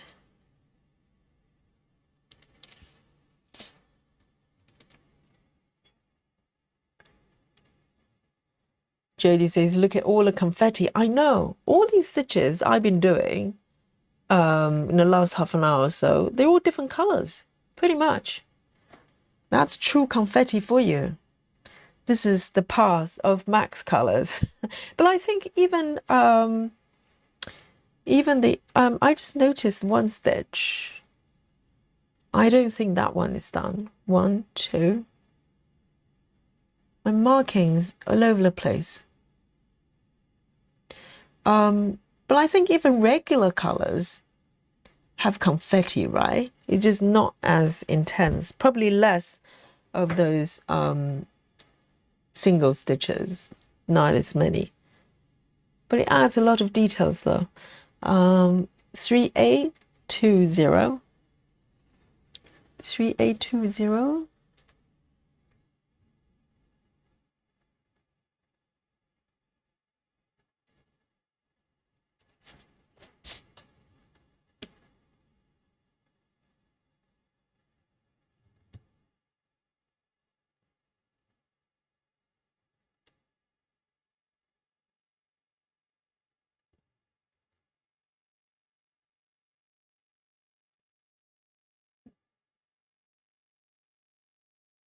All right.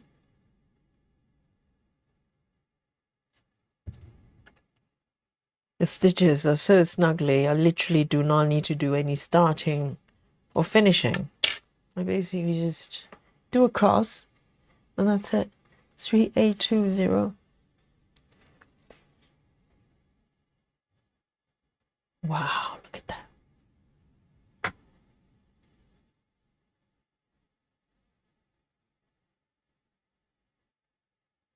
And 3847. 3847. Need a new strand. Janine says, my husband had this flu for about a week and I finally caught a few days ago. Oh, yes. The hubby will have to compensate and apologize for it, okay? He gave it to you, so maybe it's time for a DMC drawer, okay? Just saying. 3847.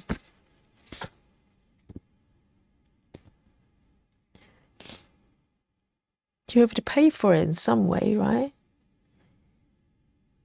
3847. 47 is the green.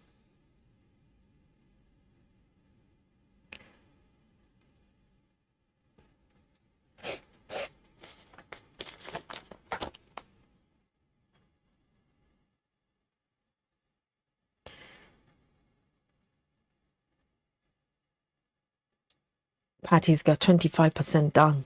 Amazing.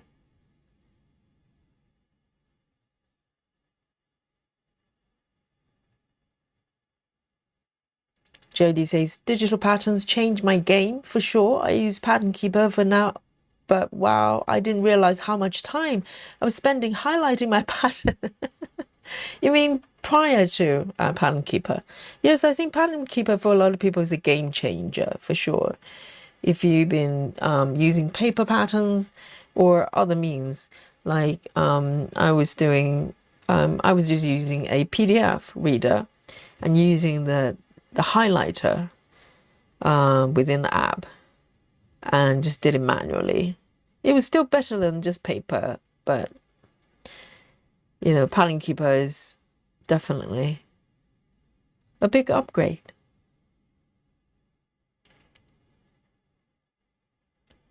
And I think particularly if you're parking, I mean, it's you definitely notice the difference.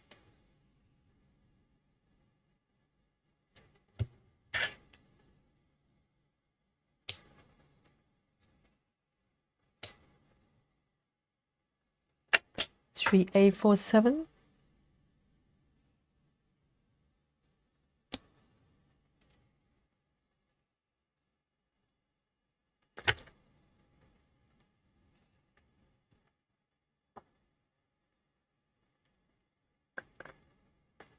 Solo's heading to the gym. Wonderful. Enjoy the session, and I'll see you soon.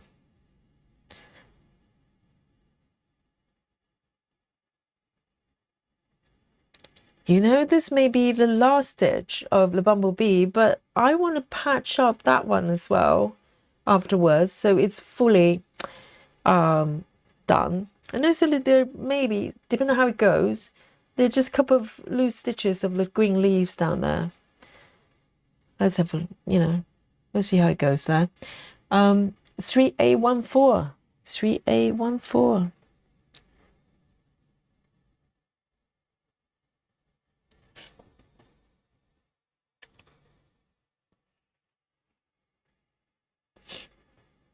See you later, Sarah.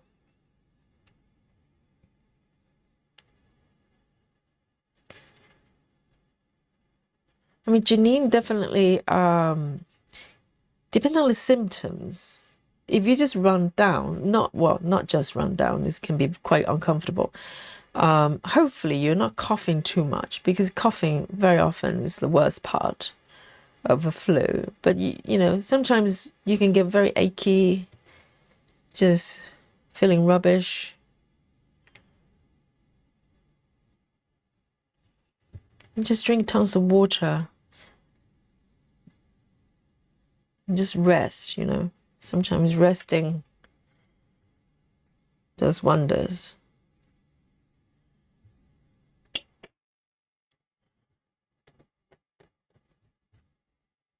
All right then, I'm going to just do these 2 stitches. These are a few surrounding, I think 310, just make it more complete, okay? This is actually quite fun to do actually. 3814, 3814, and I'm going to just take care of these few stitches here so it looks really complete.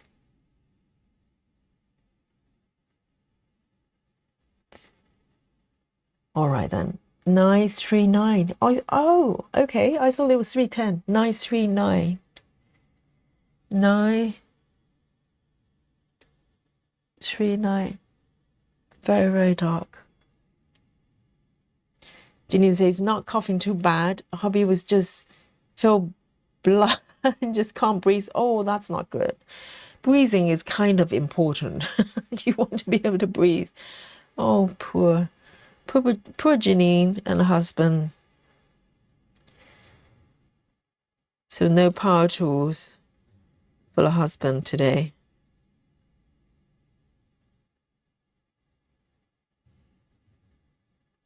But it's nice to you know, be kind of distracted sometimes. Hopefully the chat and the stream is giving you a healthy kind of distraction, so you don't feel as rubbish.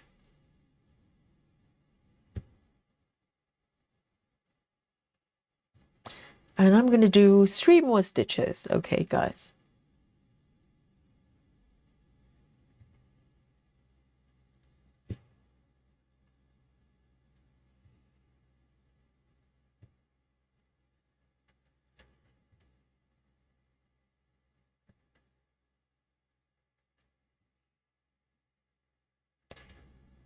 And the last one.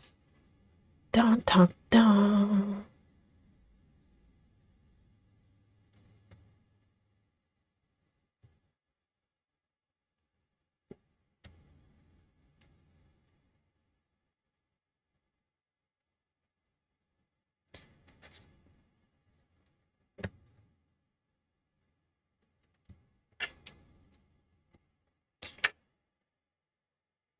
Janine says, I got him power tools for Christmas.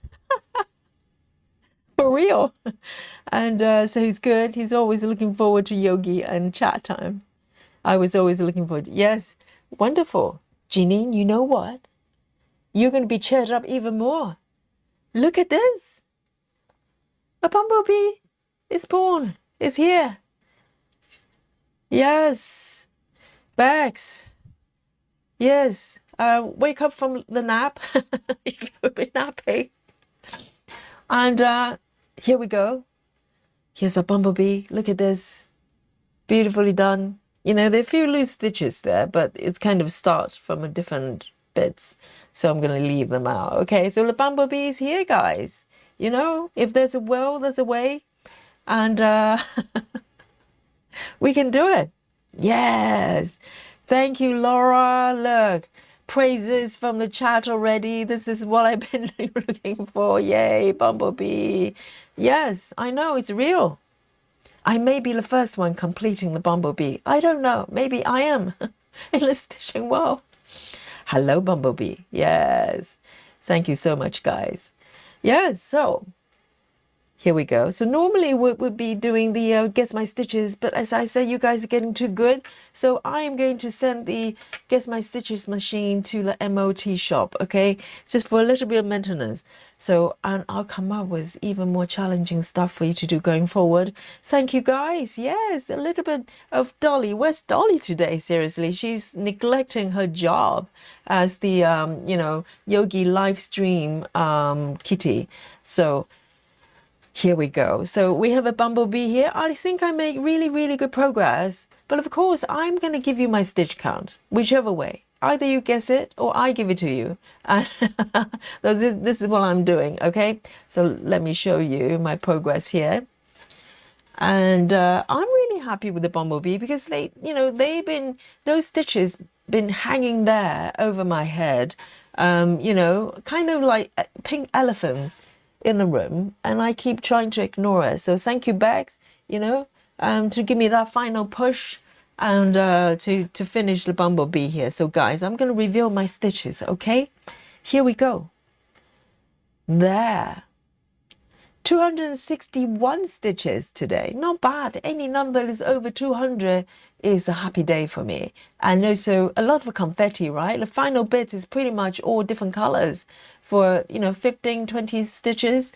And in terms of the progress, 1.79 push forward slightly. Okay, so I'm very, very happy. And thank you for all the emojis there. Dolly, yes, I miss Dolly. Where are you? And yes, thank you guys for joining me today. And look at this, with the view of bumblebee. And let me zoom out just a little bit so you get to see my progress here. And I hope you enjoy today's stitching with me. And we're going to come back tomorrow, okay? Tomorrow is our Aimee Stewart style. And also our members get together with backstitch party. So the backstitch party for the members will be 5 p.m. I think 5 p.m. UK time, and then our SAR will be somewhere around 8:30. Okay, so until then, I'll see you there. Thank you, and give the stream a like if you like it, and join the membership if you want to support me and to stitch more bumblebees for you. Bye bye. See you tomorrow. Nighty night. Thank you so much. I love you all. Love you all. You're all great. Nighty night. Bye bye.